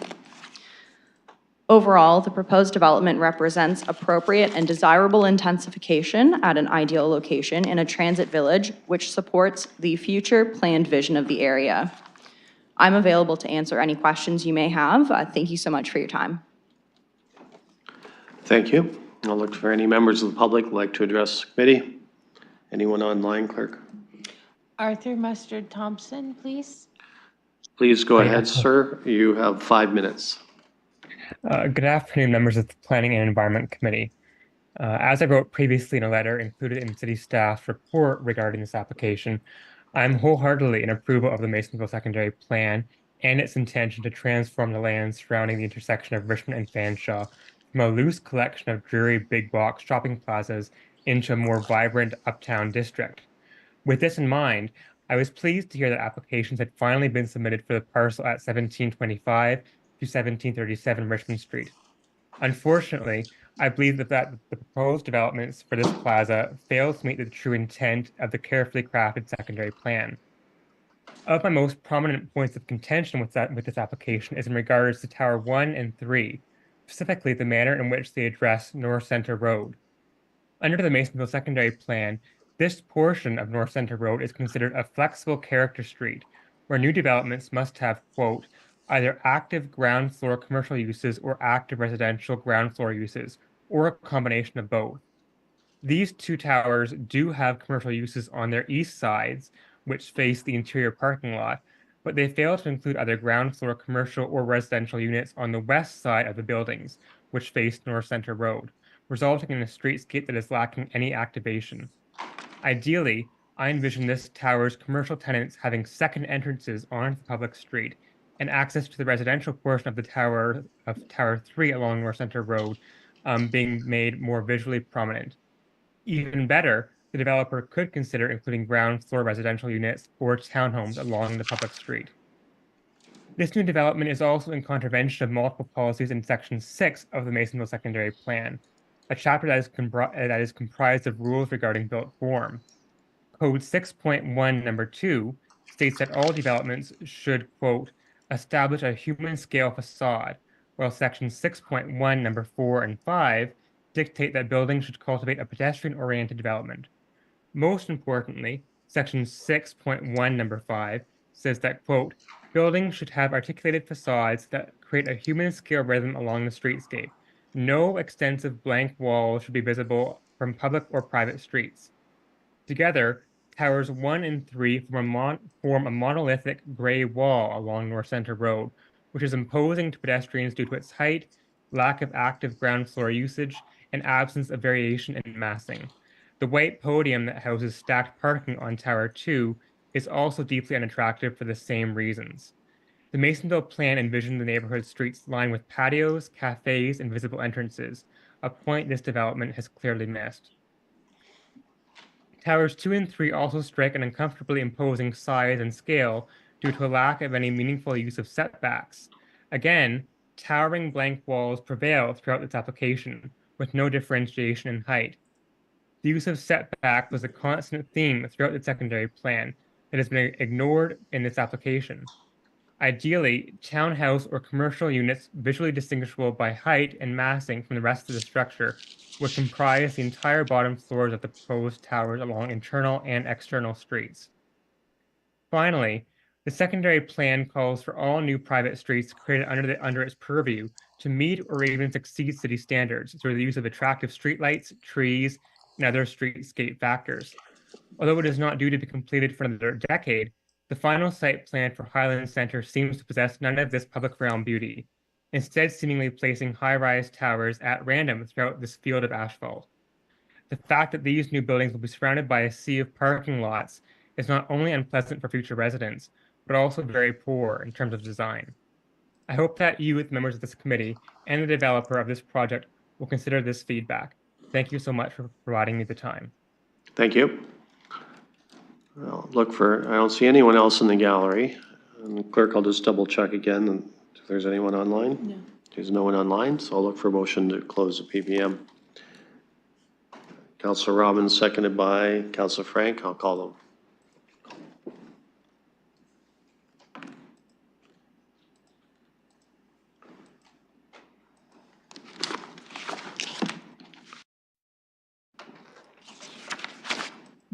Closing the vote, the motion carries 5-0. Okay, I'll put this item on the floor for committee. Councillor Robbins. Thank you. I'll look to move it. I'll look for a seconder. Deputy Mayor Lewis, a motion moved in second. I'll talk for time for discussion, comments, questions. Councillor Robbins.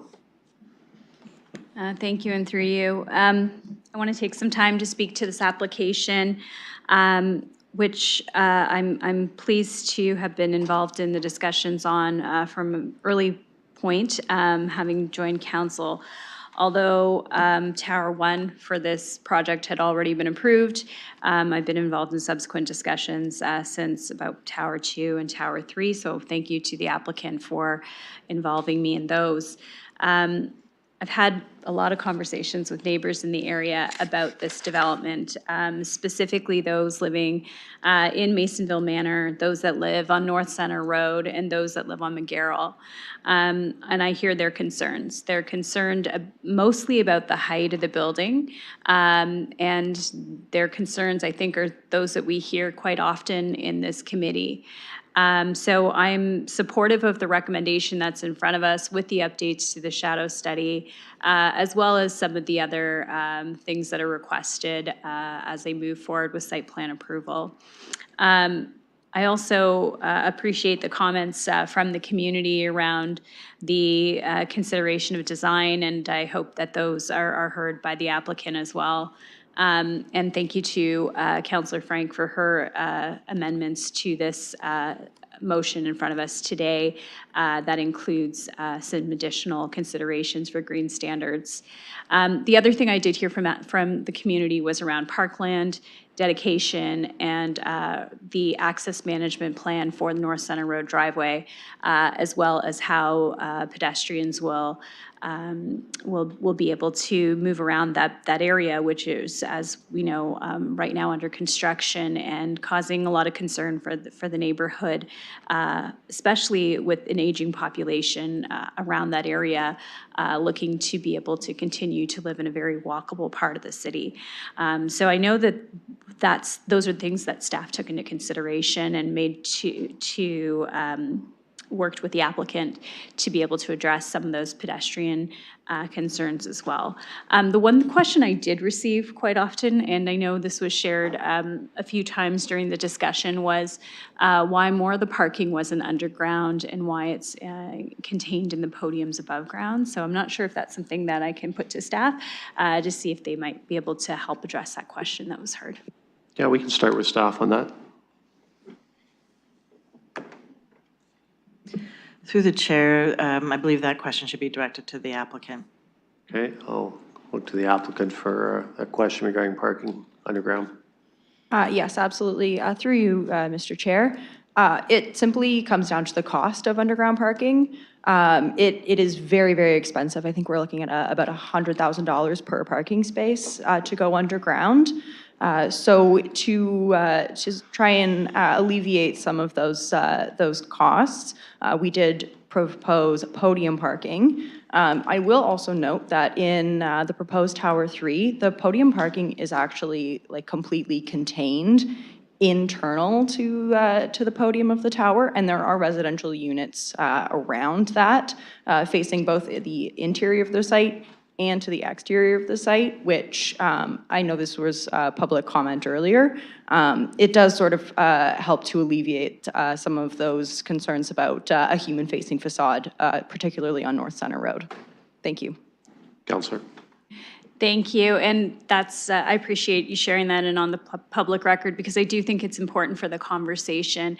One of the things I noted is that, you know, if we had went with more underground in the building like this, it probably would have pushed the height higher in order to make the numbers work. So appreciate the comment on that, and as mentioned, supportive of what's in front of us. Thank you. Thank you. Any other comments or questions? Deputy Mayor Lewis. Thank you, Chair, and happy to support this. Again, this is, you know, very much in the areas that we want to see the infill happening, so it makes sense to me. I want to say, well, I appreciate some of the concerns raised by the resident we heard from with regard to, you know, more ground floor commercial. The reality is that post-COVID, the market demand has really changed. And we see vacant commercial space right across the city right now. And so the concern that I would have with requiring more ground floor commercial is that we're going to end up with a lot of vacant ground floor commercial, which is not good for streetscape activation or frankly, even as we've heard in other applications today, community safety and upkeep. Areas that are vacant tend to get neglected and tend to become an area where less than preferred behavior sometimes occurs. So for that reason, I'm quite satisfied to not see any additional ground floor commercial beyond what's already included here. I think it meets the intent of the secondary plan. And I mean, we've even done this in the downtown where we've said outside of Dundas Place and Richmond Road, we no longer are going to require ground floor commercial in every development, and that was a decision that we made not that long ago. And I think it's honestly something that throughout the London plan we need to be updating all of our secondary plans for as well, because the ground floor commercial space, the need for bricks and mortar shops in an era of Uber Eats and Amazon deliveries is just not what it was in the time when these plans were being put together. I know it sounds like 2021 wasn't that long ago, but the work that went into creating the secondary plan started pre-pandemic. And then there was an OLT appeal. And so while the plan itself may not appear to be that old, there was a long process that led up to that, and a pandemic in that process that really changed how commercial space demands are being met today. So just wanted to share that thoughts with committee, given the comments we heard from the resident with the concern about not enough ground floor commercial. I think this actually meets the intent of the plan, provides some, but not an overabundance that may in the future just be vacant. So I just wanted to share those thoughts. Thank you. Any other comments or questions before I call the vote? The clerk would like to just a clarification on the motion. Clerk, do you want to go ahead and ask? Sure.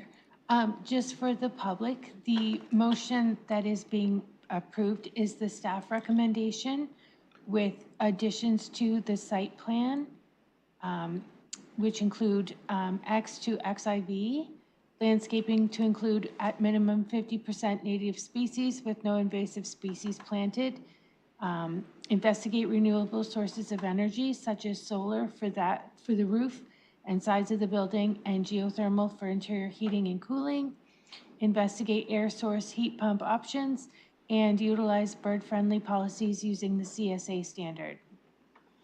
Is that what you intended, Councillor? Yes, thank you.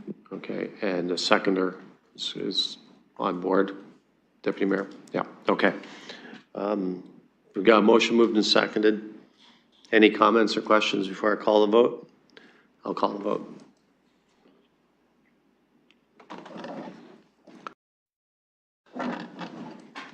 Closing the vote, the motion carries 5-0.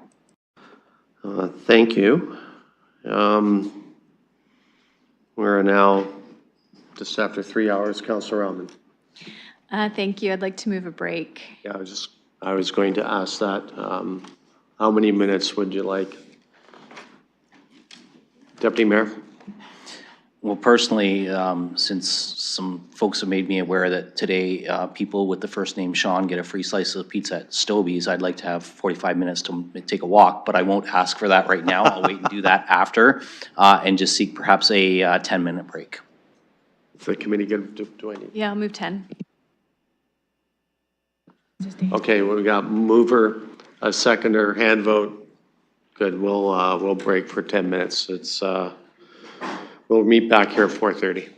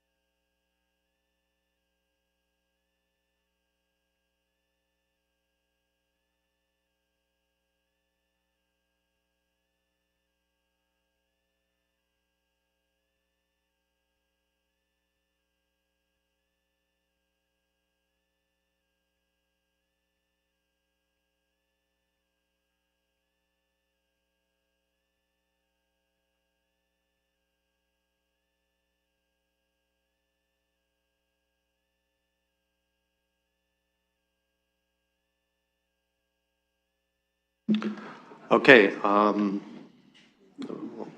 bring this meeting back in session. We're at 4 items for direction. We have a request for a delegation, so I will look for a motion to accept that. Councillor Rahman, seconded by Deputy Mayor Lewis, and I'll call that vote.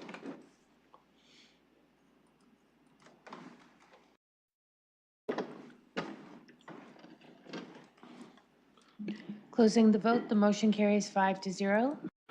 Okay, I understand we have the delegation online, so I'll ask that those who are speaking give us your name, and then you have 5 minutes. Please go ahead. Thank you for this opportunity. My name is Jeff Boat, and I'm representing Thames Valley District School Board. Centennial Central is a kindergarten to grade 8 school that resides in Middlesex and services families from both Middlesex County and the City of London. All growth at this school is coming from the City of London. We're here today to support the request from Middlesex Centre. We have consensus on the technical aspects of this request with Middlesex Centre and City of London staff. As a result of growth at this school, we've engaged Stantec to review our infrastructure. The only feasible option is to connect to the City of London sanitary services. Our letter details this further. If this request does not go forward, we'll need to reduce the size of the school and disperse London students to schools with space around London.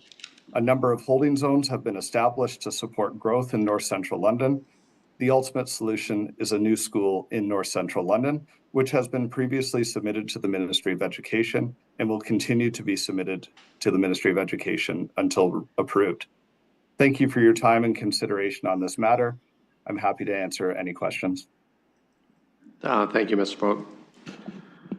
Is there anyone else that would like to speak as part of the delegation? Or is that it? I assume that's it. Okay. Hi there.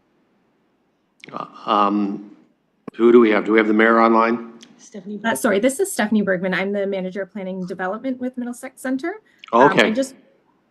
Please go ahead. You have 5 minutes. Thank you. Through you, actually, I just wanted to say on this matter that we're here to support the school's request. So we're also here to answer any technical questions that you may have as well. So thanks. Okay. Thank you very much. Okay, I think that's it for those that are online. So I'll go to committee now. Councillor Rahman. Thank you. And through you, are we permitted to ask questions of the delegation? Yes, please go ahead. Thank you. And I want to start by saying I'm supportive of providing the additional services as requested by Thames Valley District School Board and exploring those for Middlesex Centre and later in 4.2. But I do have some concerns that I just wanted to get a better understanding of. Perhaps some of the additional growth challenges in the area that as it relates to Centennial Central. As Mr. Vogt mentioned, the growth right now that they're seeing is a lot of students in the northeast part of the city that are going to Centennial Central, and it's very important that we're able to continue to send students to the school. I'm just wondering, will the increased sewer capacity allow for any growth at the school itself? So I'll go to the delegation for that question. Yeah, thank you through the question, through the chair. Yes, this will allow us to continue to grow the population using the school. There ultimately are constraints at some point that just don't allow the school to function properly, but this will allow for some continued growth and allow us to continue to have some time to hopefully receive approval from the Ministry of Education for a new school to support those communities. Councillor? Thank you. And I know that, as you mentioned, there's a number of holding schools that have been designated in the for the growth that's supposed to take place in the Northeast already. Potentially some of that's already occurring. But would that growth that you're speaking to and that ability to take more capacity, could you give us an idea of how that capacity would be absorbed and how that would increase school population? Mr. Vogt?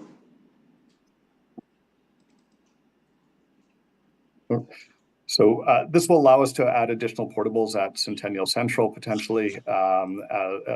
Certainly the sanitary capacity will allow for that, and we can continue to do that until we have further site constraints. We are establishing holding zones in that area and have established holding zones to divert new growth that is coming to that area to other schools with available capacity. And again, our ultimate solution here is more capital, a new school in North Central London to support growth. Councillor.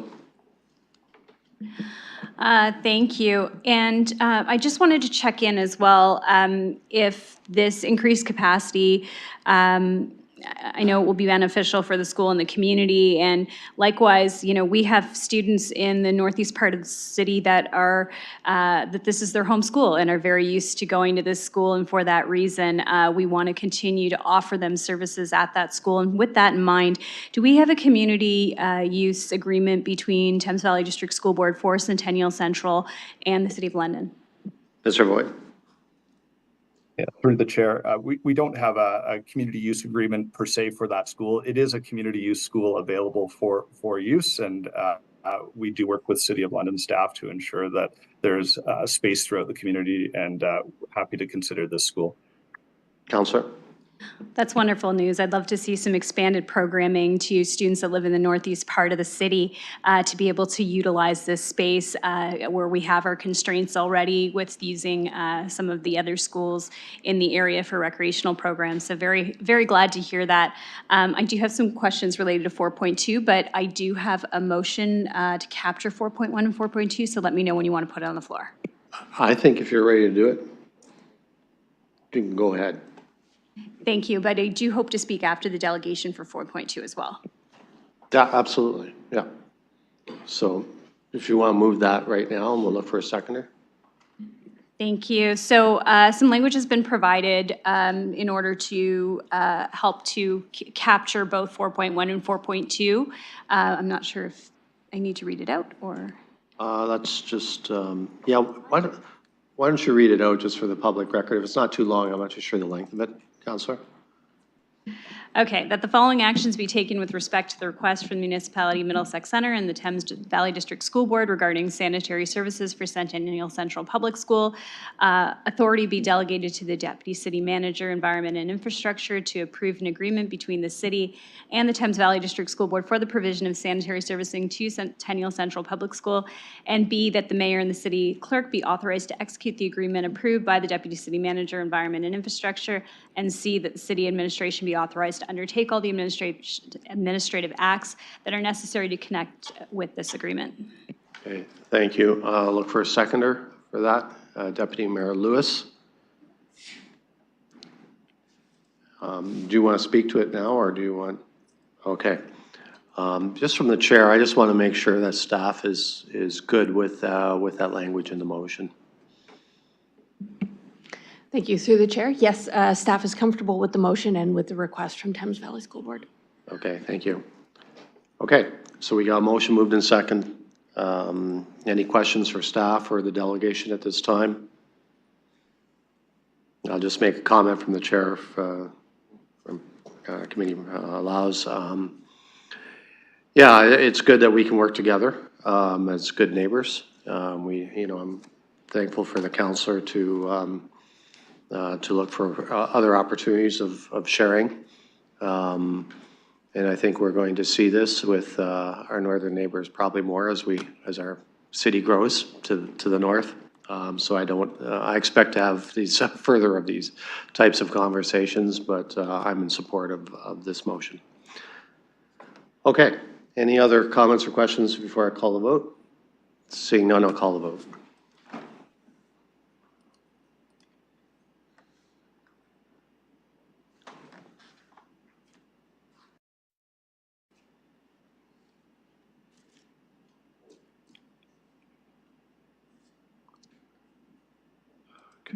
Closing the vote, the motion for clauses 4.1 and 4.2 carry 5-0.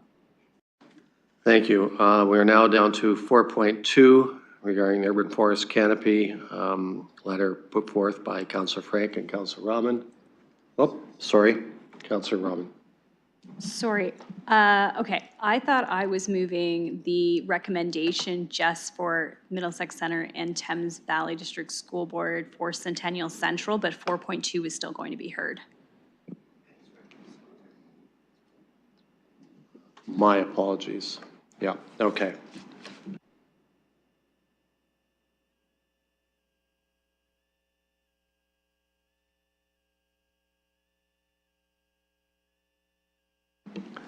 I think there was some miscommunication there. I thought 4.2 was part of it. You probably were clear that it wasn't. My apologies.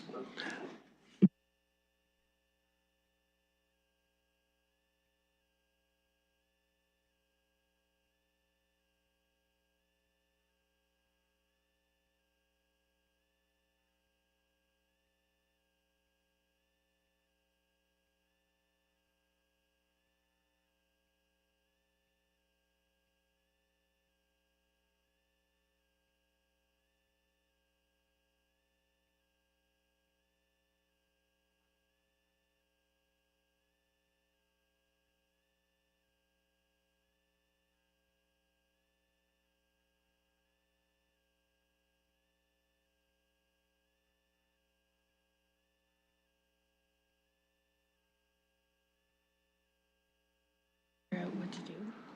Okay.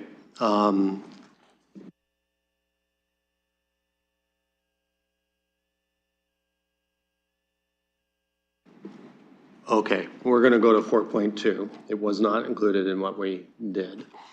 Thank you. Well, we want to hear from the mayor of Middlesex County, so I'll look for a motion to do that. Councilor Rahman, seconded by Councilor Frank, and let's call that vote.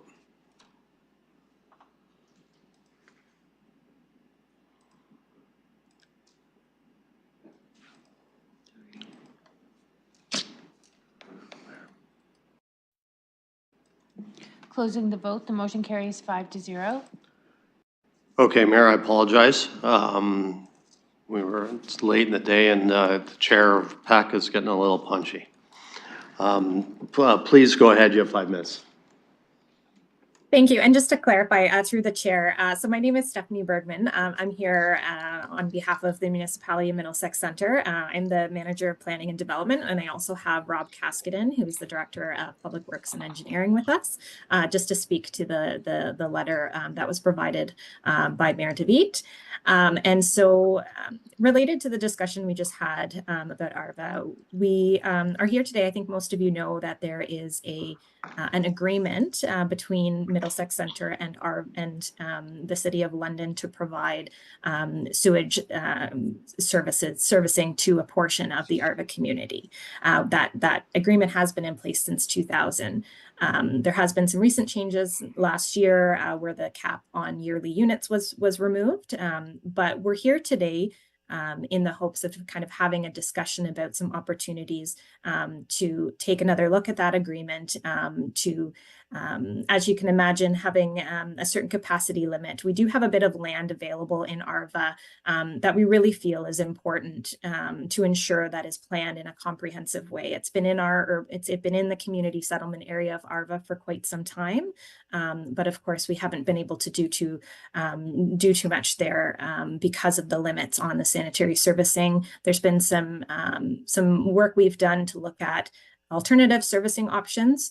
And of course, those are costly and also have some greater environmental impact. So we do feel that there's a good opportunity here. We're all working towards the same goal of addressing the housing crisis and providing housing options to the community. So yeah, we're here today. We wanted to have that discussion to see if council would be willing to take a look at that agreement to look at revising that capacity limit that exists. We think there's lots of opportunity here. We are border communities. We have been working together, and I think there's quite a bit of opportunity to continue to do that as we see developments occurring on our borders. So thank you very much. I do have Rob Casket in here, as I mentioned, if there are any questions. Okay, thank you, Ms. Bergman. I just had the mayor down on the list of delegates, so I made an assumption, but thank you for that. Councilor Rahman. Thank you, and I appreciate the opportunity to have this discussion. And I'm happy to move a recommendation that's been shared as well. And it's, and I'm happy to read it and then follow up from there if seconded. Okay, so that the following actions be taken with respect to the request from the municipality of Middlesex Center, the Middlesex Center Sanitary Servicing Agreement. A, the Deputy City Manager, Environment and Infrastructure be requested to report back with an analysis of the requests made by the municipality of Middlesex Center, including planning, technical, and financial considerations. Okay, again, I'll ask staff if they're comfortable with that language. I know we had communicated earlier with some suggested language. Thank you. Yes, through the chair, we are comfortable with that, staff, and would be prepared to report back. Okay, good. Okay, so you're making that motion. Do I have a seconder? Deputy Mayor Lewis is seconded. Okay. I'll go to Councilor Robin. Yeah, thank you. And again, really appreciate the opportunity to have this discussion and to put this forward for further report back from our staff. I was hoping also to be able to speak to the mayor, so I hope to connect with her in the future as well on this matter. I do think, you know, we're very interconnected. We work collectively and we work well together. And so I do think that we need to continue to do so and look for opportunities to be mutually supportive of one another's communities. And where, you know, there's the need for increased sanitary service capacity from Arva, you know, we're happy to take a look at that and look at what can be done. I'd hope the same thing can be said for Middlesex Center and our ability to be able to use and utilize parkland in that area as city users without having to pay a fee. And recently that is something that the city, that Arva did put in place, that those that live outside of Arva, so those that live in the northeast and northwest part of the city of London, have to pay to be able to access parks. So again, in the spirit of mutual cooperation and working together, I hope we can address some of those impasses. Thank you. Deputy Mayor. Yeah, I just want to echo Councillor Rahman's comments and reinforce them. We heard the Thames Valley District School Board indicate that, you know, the growth that they're seeing is from London. Well, with that growth comes the necessity for families from London to participate in events in public spaces in Arva. And so I want to take this opportunity to actually reinforce and express my own objections to Arva charging London residents for parking when they're coming out to attend school board hosted events like track meets. I think it's wholly inappropriate to come and ask for us to support sanitary service for school capacity that is expanding as a result of London, but then charge those very Londoners to attend school events in Arva. So I hope that our Middlesex County staff can relay that message back to the mayor and elected officials there. Because if that's the approach that we're going to take, it becomes much more difficult to continue mutually beneficial partnerships like this. Thank you. Any other comments or questions? And just from the chair, I'll echo exactly what I've just heard and leave it at that. Okay. We have a motion moved and seconded, and I'll call the vote.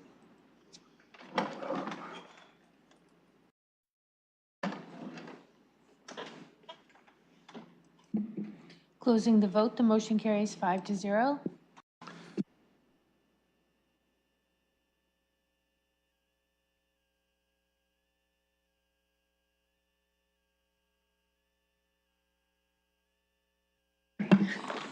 All right, we're now at 4.2 Urban Forestry Canopy, and this is regarding a communication from Councillor Frank and Councillor Rahman.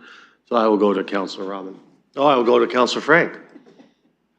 Thank you. Yes, happy to introduce this and happy if my colleague Councillor Rahman wants to add some items to it. We had just been discussing the importance of trees in the urban canopy, and we know that staff are working on bringing back an update to the urban forestry strategy. So we just wanted to make sure there's some specific items that we had heard from residents and other groups that were interested in seeing looked at through this update to the report and the strategy. So it's there in front of you. There's some that would be included more on the planning side of tree planting, and then some that's more included within what is the realm of the city and where we can find locations for more trees within our parks and within our existing land and on partnering lands for institutional landowners. So happy to discuss this with other councillors. We did run it by staff and they didn't have any concerns. And it's my understanding that Mr. Yeoman is online as well. So yeah, with that, happy to turn it over to Councillor Rahman if needed. Or Yeoman, sorry about that. Yeoman sounds good though too. Thank you. Councillor. Thank you. Through you, I'll just follow up with, I understand there's interest in more discussion with the development community and with other stakeholders, and we're open to that as well, and we'll include that in the amended motion that's in front of you. Thank you. Okay, so would one of you like to make that motion? Happy to make that motion with the amendment that was circulated this afternoon, I think, to the clerk. Right. Yep, okay. Seconder? Okay, great. Any discussion? Mr. Yeoman, can you weigh in here on your thoughts? For sure, thank you. Through you, Mr. Chair. Happy to have this coming forward. It's lining up with some work that we have actively been working on for a number of months now. So we're looking forward to having two companion reports to you this fall. Lots of exciting things going on the forestry front, and happy to be covering all these matters in those reports. Thank you. So we have motion moved and seconded. Seeing no, Deputy Mayor Lewis. Just a quick question through you to our staff, I guess. When we're developing this, because we're talking about development agreements, would this be something that's happening through the housing supply reference group table or one of, sorry, we've got a couple of different tables, so if I'm referencing the wrong one, but our customer service tables that we're holding with the industry as well. Is that the mechanism where we would get some feedback from the folks who are actually doing the building? Mr. Mathers. Through the chair, so it's not one of the items that we're working on currently, but it is like a forum to be able to have those conversations. So I'll leave it with Mr. Yeoman to select how he wants to do that engagement. That's an option that's available. Deputy Mayor.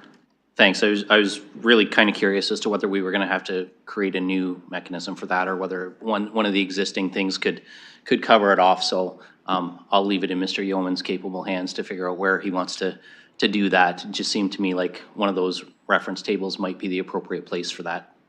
So that's just the comment. I'm supportive of investigating this. Okay. Any other comments? Motion moved and seconded. I'll call the vote.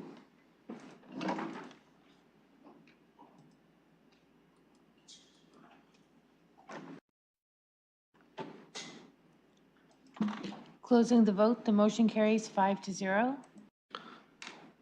Moving on to deferred matters, 5.1. I'll put that on the floor. Councillor Rahman? Okay, as seconder. Deputy Mayor Lewis, any comments before I call the vote?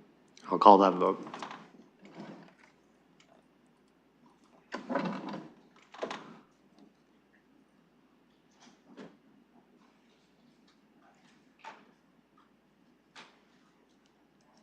Closing the vote, the motion carries 5-0. And brings us down to adjournment. I'll look for motion. Whoa, whoa, whoa, whoa, whoa, whoa.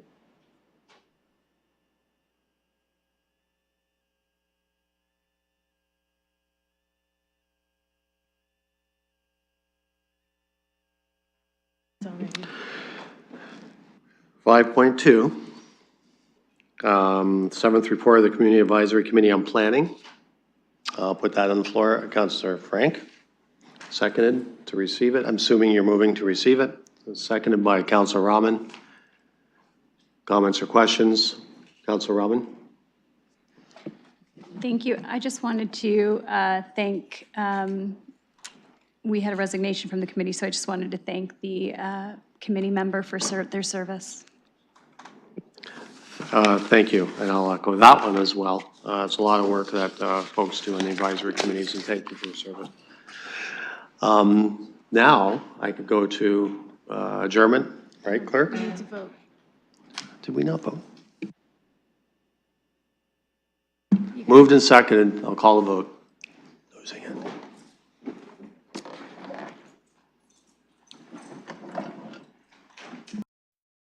The motion carries 5-0. Now, Yes, please, now adjournment. I'll look for a motion to adjourn. Deputy Mayor Lewis, seconded by Councilor Rahman, hand vote. Boom, done. Thank you, everyone.